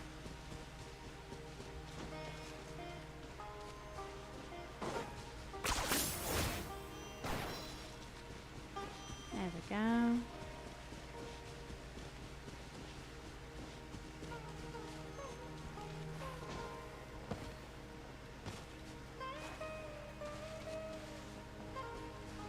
Anyone home? Hello? Grandpa Amadea, is everyone alright? The Abyss Order seems to be up to something nearby. The Abyss Order? This is the first I'm hearing of it. Thank you for your concern, but as far as I'm aware, it's been business as usual here in the village. Well, that's good to hear. Oh, also, you didn't happen to come across any clues about the missing villager while we were gone, did you? Someone's gone missing, you say?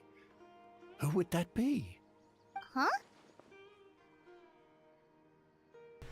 Things just got even more complicated. You know, the young guy from Vimara Village. The one you've been looking for all this time. You posted a commission with the Sumeru Adventurers Guild.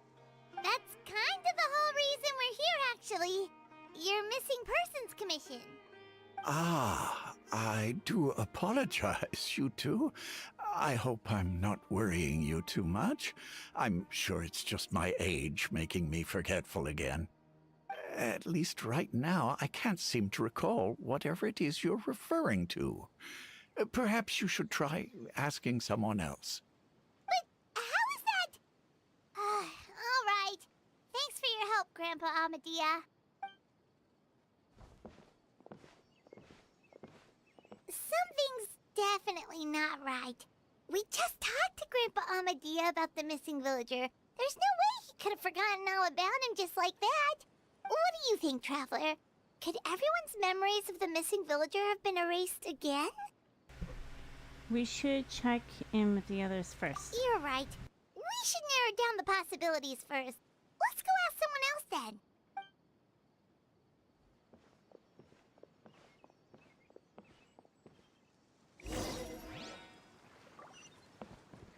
I think I know where we're going. Not you. I'm gonna ignore you.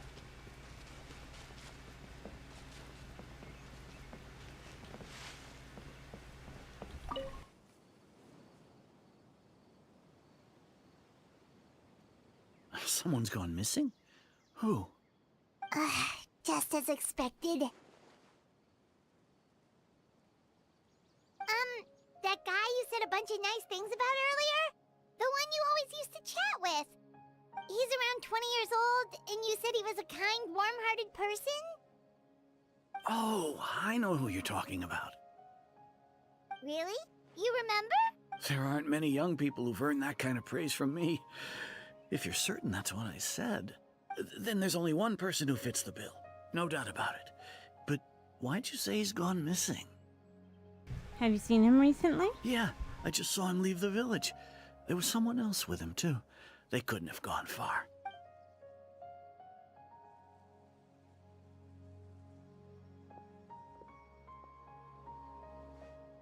Strange. Bayram seems to remember him. And apparently he just saw him? Do you think maybe it's not that there's something wrong with people's memories, but that we've somehow returned to a time before he went missing? I doubt returning to the past would be that simple, given everything James mentioned.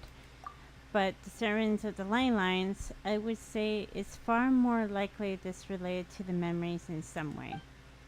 I need to think carefully what is really going on. Ah, man. Okay. Just like what happened with Greater Lord Rukkhadevata, no one remembers him. Because there's been a change in people's memories. If we really did travel back to a time before he disappeared, that could explain why the villagers said he hadn't gone missing. Time travel is extremely difficult. If this person only exists in people's memories, maybe we're in someone's memory right now. Right! Paimon totally forgot about the leyline disturbances. We're in someone else's memory. Just like how you entered your sibling's memory last time. That would also explain why we seem to be at a time before he went missing. It's a memory after all. Then this is our chance to find him. Right. If he's someone who only exists in people's memories, then we're finally on the same turf. But didn't Bayron just say that he saw him leave the village with someone? Where should we go look for him? Who knows how long this ley line disturbance is gonna last? We might not have that much time, and we don't even know whose memory this is. Let's go through what we know so far. Good idea! That'll help us narrow things down. We pretty much figured out that the missing villager has the ability to... implant memories into the minds of others. Right! That! Could we try to figure out more about him using what we know of his ability? Like, does it maybe leave a trace that would somehow give him away? Implanting memories into the minds of others must be an imperfect process. There's no way new memories could perfectly blend in with the old ones. There has to be some kind of tell. If time was allowed to pass within the false memories, there's a higher chance they might conflict with someone's original recollection. That would make it much harder to avoid suspicion. All the memories seem to be set in or near Vimara village, but I'm still not sure if they're restricted to this location. No. There's a difference between memories that arise from lived experiences and those that are implanted into the mind. Perhaps it has something to do with time. Maybe not. All the memories seem... There's a difference between memories that arise from lived experience. No wonder! All this time and the sky hasn't changed a bit! That must mean time isn't passing! That's the tell of the fake memories! The implanted memories are basically taking place outside of the regular 24 hours of the day. If the memories included the regular passage of time, it would be easy for people to tell that something was off. Like there could be overlap or something. People might start to wonder why they remember doing two different things at the same time of day. That's why he makes sure the memories take place at a specific moment in time rather than over a period of time. If we consider this in the conjunction with what we already know, then the question of whose memory it is, it seems the only obvious answer. The color of the sky coincides with the moment in time she described. Oh, right! That's exactly what Atosa described! Come to think of it, every time we talked, it always seemed to be around dusk. Just like right now. Time always passed by really slowly. Even when it felt like we'd been talking for hours, the sun would still be at the same position in the sky. Yep, that has to be it! This is definitely Atosa's memory.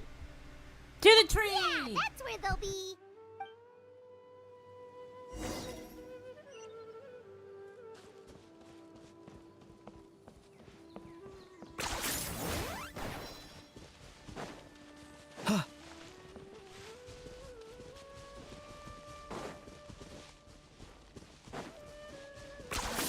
You really are a one-trick pony, you know. So, you see, Granny Jahiet was a mercenary when she was younger. She just talks like that out of habit. She's not trying to scare the children on purpose.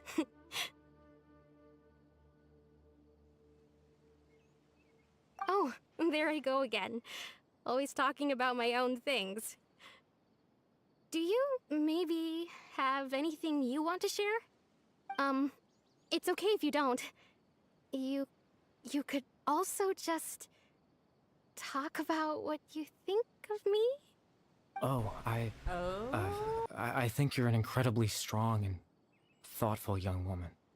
You'll meet many amazing people and live a very happy life.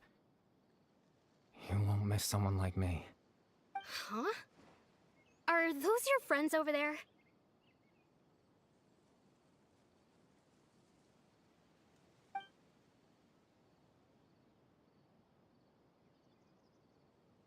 We finally found him, but why does he look kind of familiar? Oh, right! This version of Atosa hasn't met us yet! Friends? I guess you could say that. It must have taken them a lot of effort to find me. So, I should see what they need. I'm sorry, Atosa. We'll have to continue this conversation another time. Another time, huh? Yeah, okay. I'll head back to the village then. Talk to you some other time.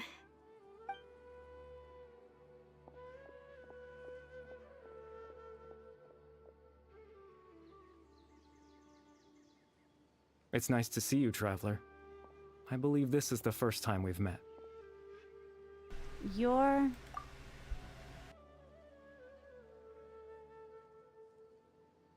factoring the memories, the abyss, the loom of fate, everything else, I need to think of the one person that's all connected to this together.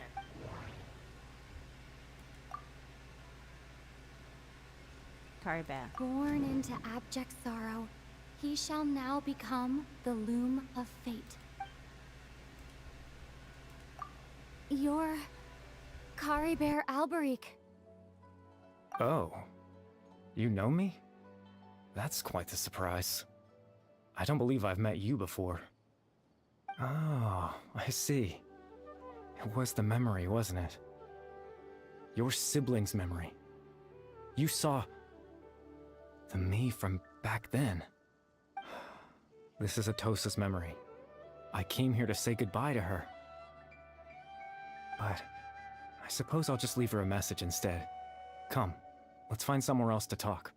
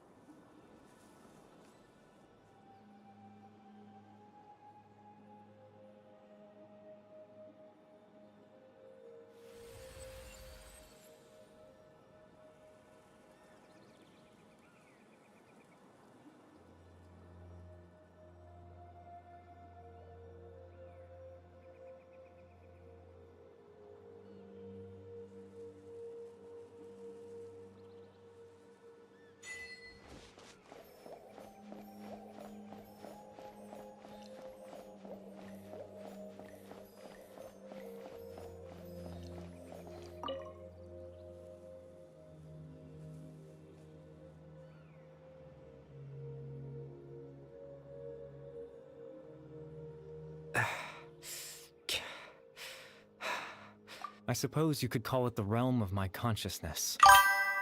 I'm someone who no longer exists in the real world, after all, as you well know.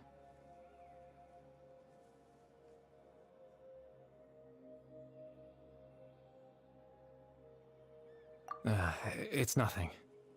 I still have enough strength to play the part of a good host. I've always hoped that I'd get the chance to talk to you like this, and now, the time has finally arrived.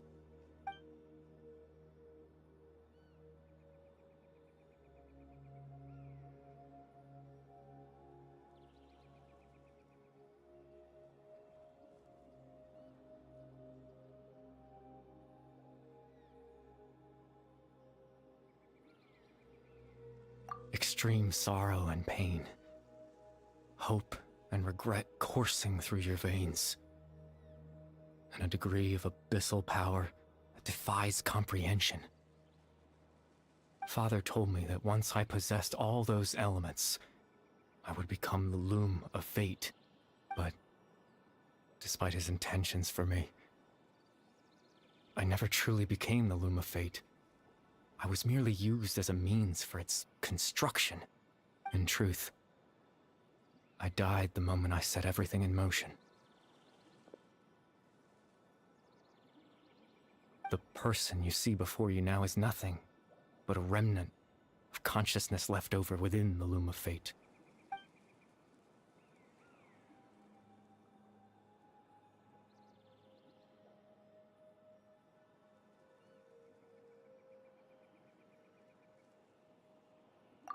To pause it here real quick, I'm gonna give myself a round of applause because I just killed all the bloody flies that was flying around in my apartment.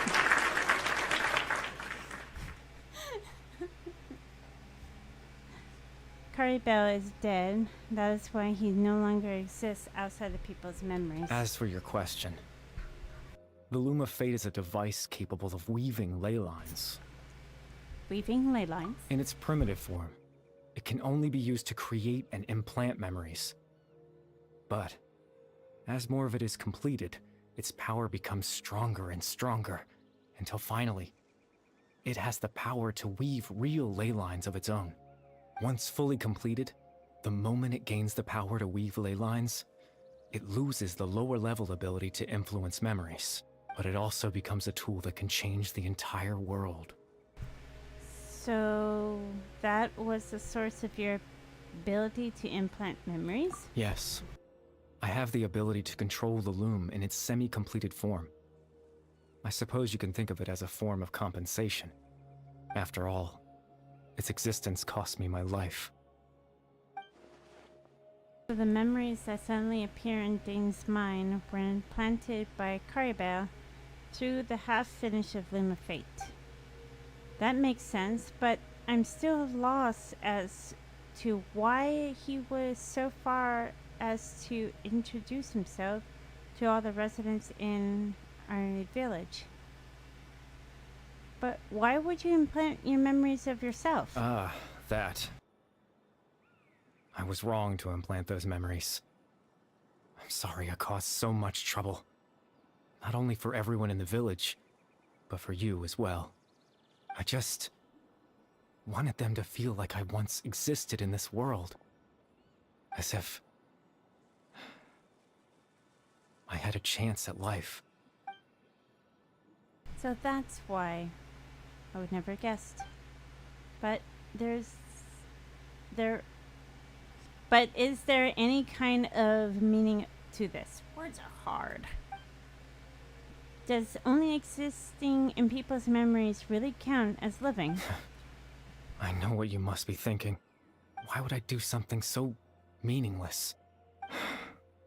But I just couldn't accept it.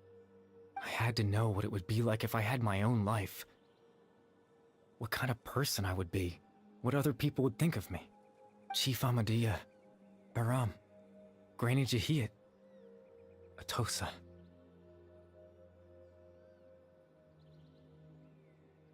What would it be like if I could live alongside them? No cataclysm, no curse. Just a quiet life in a peaceful village. I was curious, so I selfishly tried to have my own life. Even if that meant piecing together the version of myself that could have been. One memory at a time. I know it sounds stupid. After all, my life ended a long time ago. Any chance at living was stripped away from me when I was 8 years old. My consciousness left to mature in an illusory world of nothingness. Even the form you see before you was nothing but an invention based on my father's appearance. An imagined version of what I would look like if I had the chance to grow up. And in the end, this all stems from a tragedy that occurred in Conrad back then. Everyone is looking for you. I know. But there's nothing I can do to make them find me. If I could exist in the real world, I would return without a second thought and surprise them with the suddenness of it all. But, well, that's not possible for me. As I understand it, even though you only appear in their memory, they all believe you once lived among them. I know.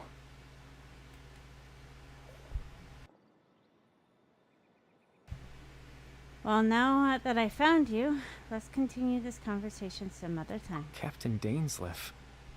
Twilight Sword, you mean? No need to meet up with him. Things should already be settled on his end. Settled? Exactly. As someone who could only exist in people's memories, the fact that I'm able to talk to you in my consciousness like this can only mean one thing. The Loom of Fate has already been completed. You what? The Loom of Fate has already completed? That means the eye of the first field tiller must have fallen into the hands of the Abyss. Could something have happened to Dane? No need to worry about Captain Dainsleif. He's absolutely fine. The only reason he lost the eye was because I happened to guess exactly what he was planning. Captain Dainsleif has had the eye inside his body this whole time, hasn't he? His plan was to lure the Abyss Order to a false location, capitalizing on their pursuit of the eye in order to have the chance to confront the prince. He would then hand the eye to you and tell you to take it away from that location. That way, Captain Dainsleif could accomplish his own goal and ensure the safety of the eye all at once. A very thorough plan. Dane never handed me the eye. That's right, because in his mind, he had given it to you already. Wait, does that mean he'd given Dane a false memory? You made him think of that? When? Before you two entered that false location. Traveler, wait. Hmm?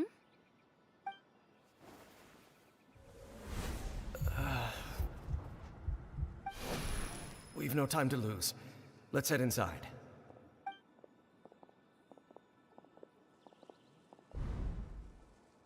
So when Danes froze up back then, it was because of the false memory was being implanted in his memory.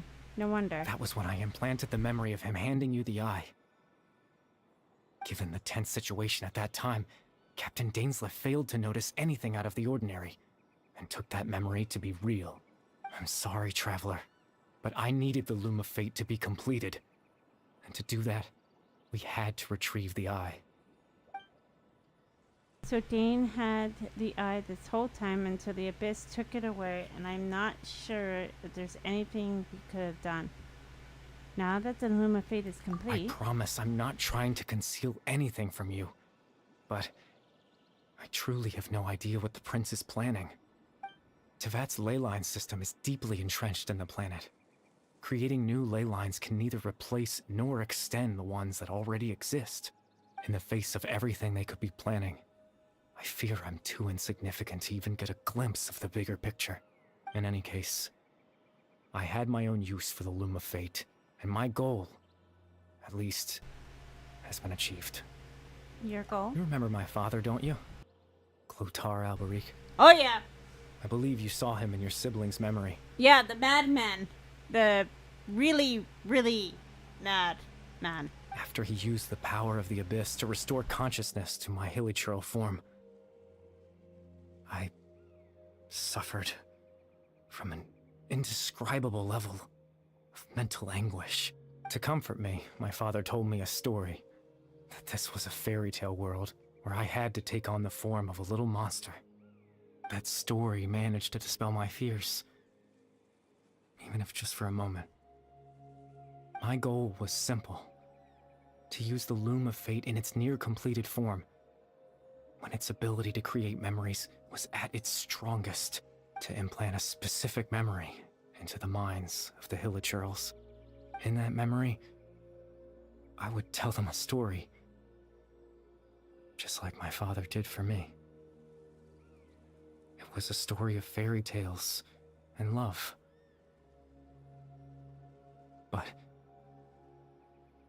more than anything, it was the story of us.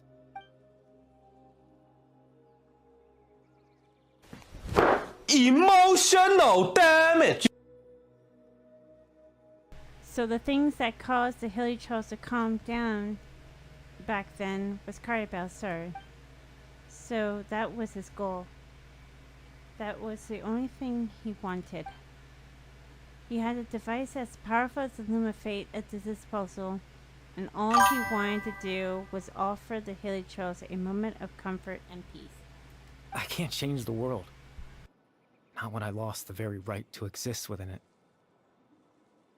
Implanting those memories, that was the most worthwhile thing I could offer. I think it was very meaningful indeed. All that's left of my existence is a wisp of residual consciousness tied to the Loom of Fate. In truth, that trace of my consciousness should have dissipated long ago. My goal was the one thing that allowed me to hold on all this time. But now, the bedtime story is finished. And it's finally time to rest.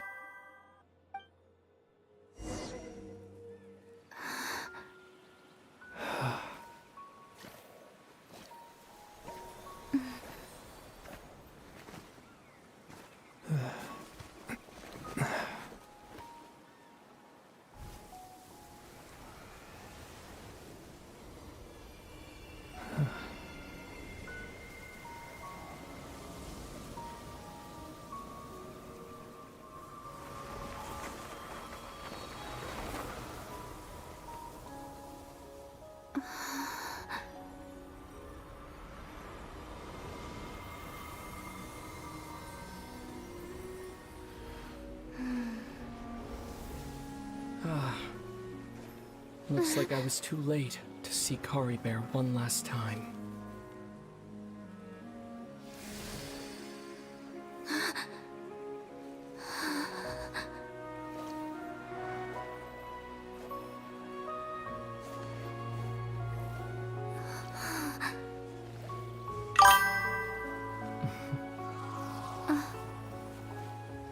Caribert's consciousness is gone, and this space will soon disappear along with it. Neither of us belongs here. That's why we're not tangible. Were that not the case, I'd love to hug you too. Well, how about a conversation? Oh, you want a conversation? I'll give you a conversation. Lexi, give me the bat. Give me the bat, tie him up. I'm gonna beat the snots out of my brother right now. Alright? No chunk lad, nothing like that. Just tie him up with fucking rope and I'm gonna beat the shit out of him right now. You son of a bitch.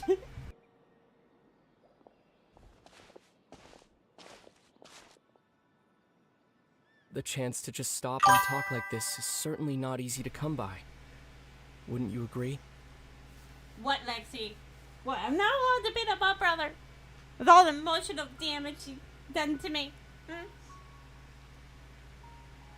I almost can't believe it's real. That battle earlier was tough. The one against Dane, I mean. I didn't expect that after everything, he would still hesitate to raise his sword against me. Were it not for that, perhaps I'd still be no match for the Twilight Sword. What are you going Even after 500 years. What are you going to do with the Loom of Fate? The Loom of Fate, huh? I still haven't found a way to utilize it to its full potential. But there's still time. Oh, I know. I finally finished the main Natlan story. It took me a little bit, but I finally got it done. And I still want to beat the snots out of him. Before the heavenly principles awaken. But why is the heavenly principle asleep? That is the true question right there. Yes. For 500 years now, ever since the cataclysm in Conria, there's been no sign of activity. Not long ago, you witnessed the Hydro Archon destroy her divine throne, yes? Such a flagrant disregard for the rules, and still Celestia took no action. I suppose that's proof enough of the Heavenly Principles situation. However, the Heavenly Principles will awaken. We just don't know when that will be, or what might trigger it. You really hate the heavenly principle, don't you? You could say that. Just look at Caribert. He was so pure and single-minded. The space we now find ourselves is a perfect representation of who he was. Quiet and peaceful, even as a hilly churl. Seeing the terrible sight within the mirror wasn't enough to taint his spirit. He brought comfort to the people of this world, even though he was denied the very right to be a part of it. So ask yourself this. Who was it that deprived him of that right to exist? Of course, that's only one example. My feelings about the heavenly principles are too complicated to explain in just a few words.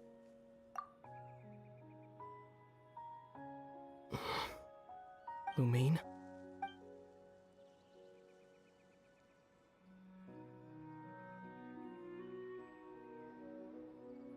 You're the only one in this world who calls me that. There's so much I wanted to ask you. But for some reason, I'm not interested in asking those questions right now. There's just one thing I have to ask. One thing I could never understand. Why? Why can't we continue our journey together?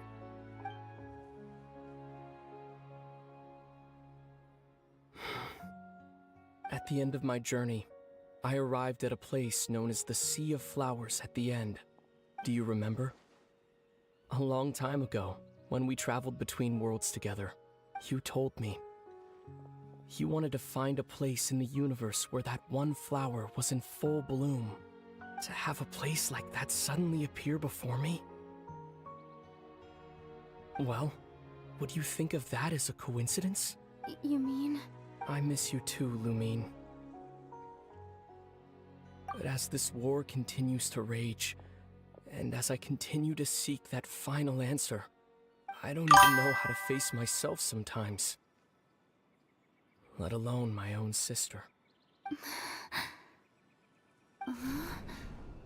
What's going on? This space has lost its tether. I doubt it'll be able to exist much longer. In fact, aside from our ability to physically interact with each other, there's something else you should know about this space. With Caribert gone, we won't be able to remember anything that happened here. Everything in this space will be wiped from existence, including all memory of our reunion. You're only telling me this now?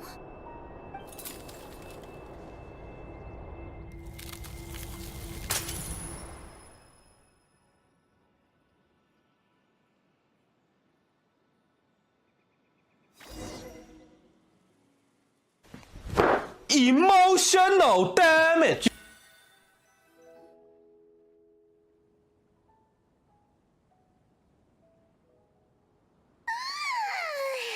Still so sleepy.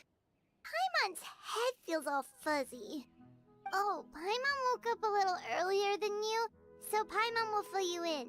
The villagers said that they saw us sleeping near the village yesterday. They couldn't wake us up no matter how hard they tried, so they decided to just bring us back here. Oh, and Dane came by just now. It looked like he was injured. He didn't say anything, though. Just made sure that you were all right and left. Kinda seemed like he had a lot on his mind, but that's Dane for ya. I'm having trouble thinking straight right now. Let's think for a second. We were in that memory, and we saw that guy you called Caribert. He was the missing villager that we've been trying to find, right? And after that, Paimon doesn't remember what happened. Caribert talked for a while. Wait, really? What a score! I guess our commission is complete, then the missing villager person only exists in people's memories as Caribert all along. But now that he's gone, I'm not sure how to explain things to the villagers. Well, what happened after that?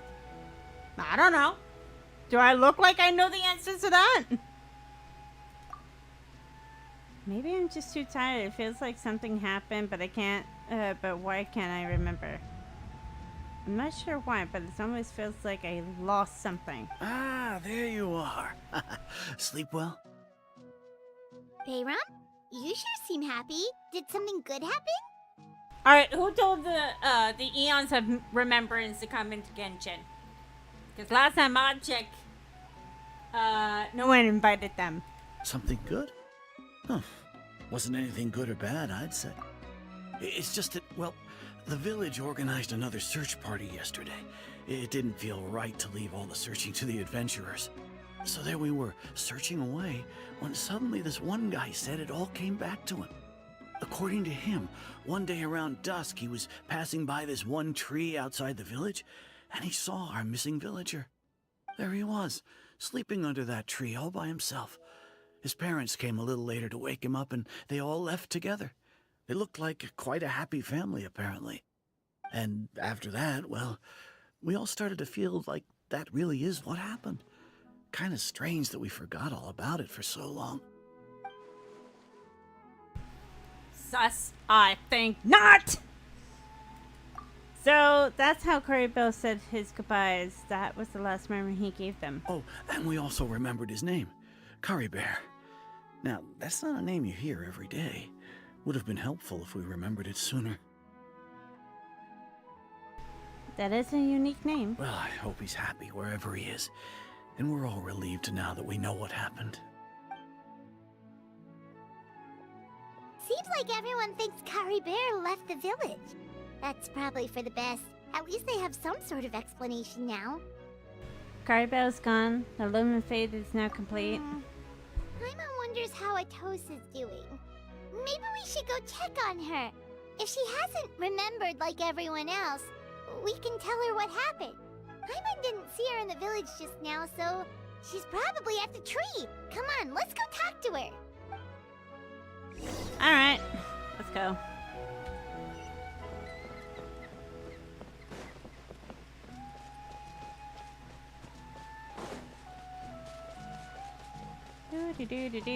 Do. Jump!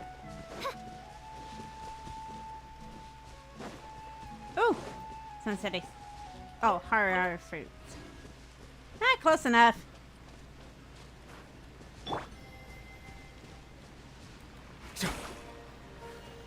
Settle down.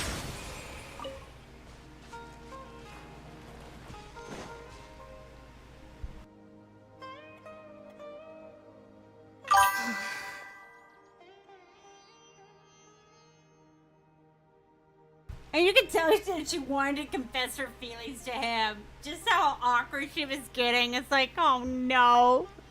This awkward feeling does not know how to go the right direction it's supposed to go. Hey, Atosa, how's it going? Can't you tell she's mourning the grief of her not confessing her love? Oh, it's you two. I was just about to go looking for you. I wanted to thank you. See, even Lexi agrees with you. Like, exactly. I was part of the search party, so I remember what happened to Kari Bear now. Honestly, I just can't believe I forgot something so important. I mean, technically it's not your fault. I'm sure he wouldn't want you to forget him. It's funny, but I have this feeling he told me the same thing. I just can't seem to remember when. I guess it doesn't really matter anyway. Life is made up of a series of memories. As long as I hold on to our time together, he'll always be a part of my life. I'm just happy I got to meet him. So, who cares what happens in the future, right?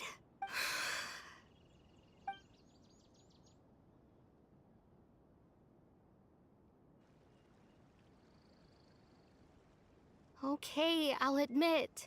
I'm just putting on a brave face. Oh, honey, we know. We know you're trying to put on a brave face. You can't fool me. I was dumped, wasn't I? I wouldn't say dumped, because you two were technically not a couple. I mean, how would you put it? If you're not dating, technically, how can it be dumped? Otherwise, why would he just leave like that without saying goodbye? I'm sure he had his reasons. You don't need to comfort me. I'll be okay. Like, how technically would you call it?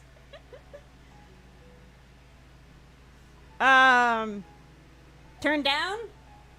Rejected? I guess technically would be considered rejection. It's just like Kari Bear said. It's the things we overcome that make life more precious. And you know, if he has a heart, maybe he'll come back and see me one day. Yeah, no, that's not happening. I'm sorry to tell you. Yeah, his consciousness went by. It went adios. Bye, Felicia. Not happening. Anyway, thanks for all your hard work, you two. I promised I'd help Granny Jahiet with something, so I should head back. Goodbye. Well, that should be it, right? Everyone's lives can go back to normal now. He's dead. Yeah, he died about 5,000 years ago. 500 years ago? Yeah, 500 years ago. Oh, right. Weren't you about to tell Paimon what happened after your conversation with Kari Bear? No, totally forgot. Right, what was that? I can't remember. Huh? It feels like there's something in my pocket. A picture? Where'd that come from? Let Paimon see. You must get along with each other, the two of you. And that is going to be the end of our stream, ladies and gentlemen. I will definitely be streaming tomorrow. I'm going to check on the stream tomorrow. Thank you everyone for your patience. I truly appreciate it. We'll continue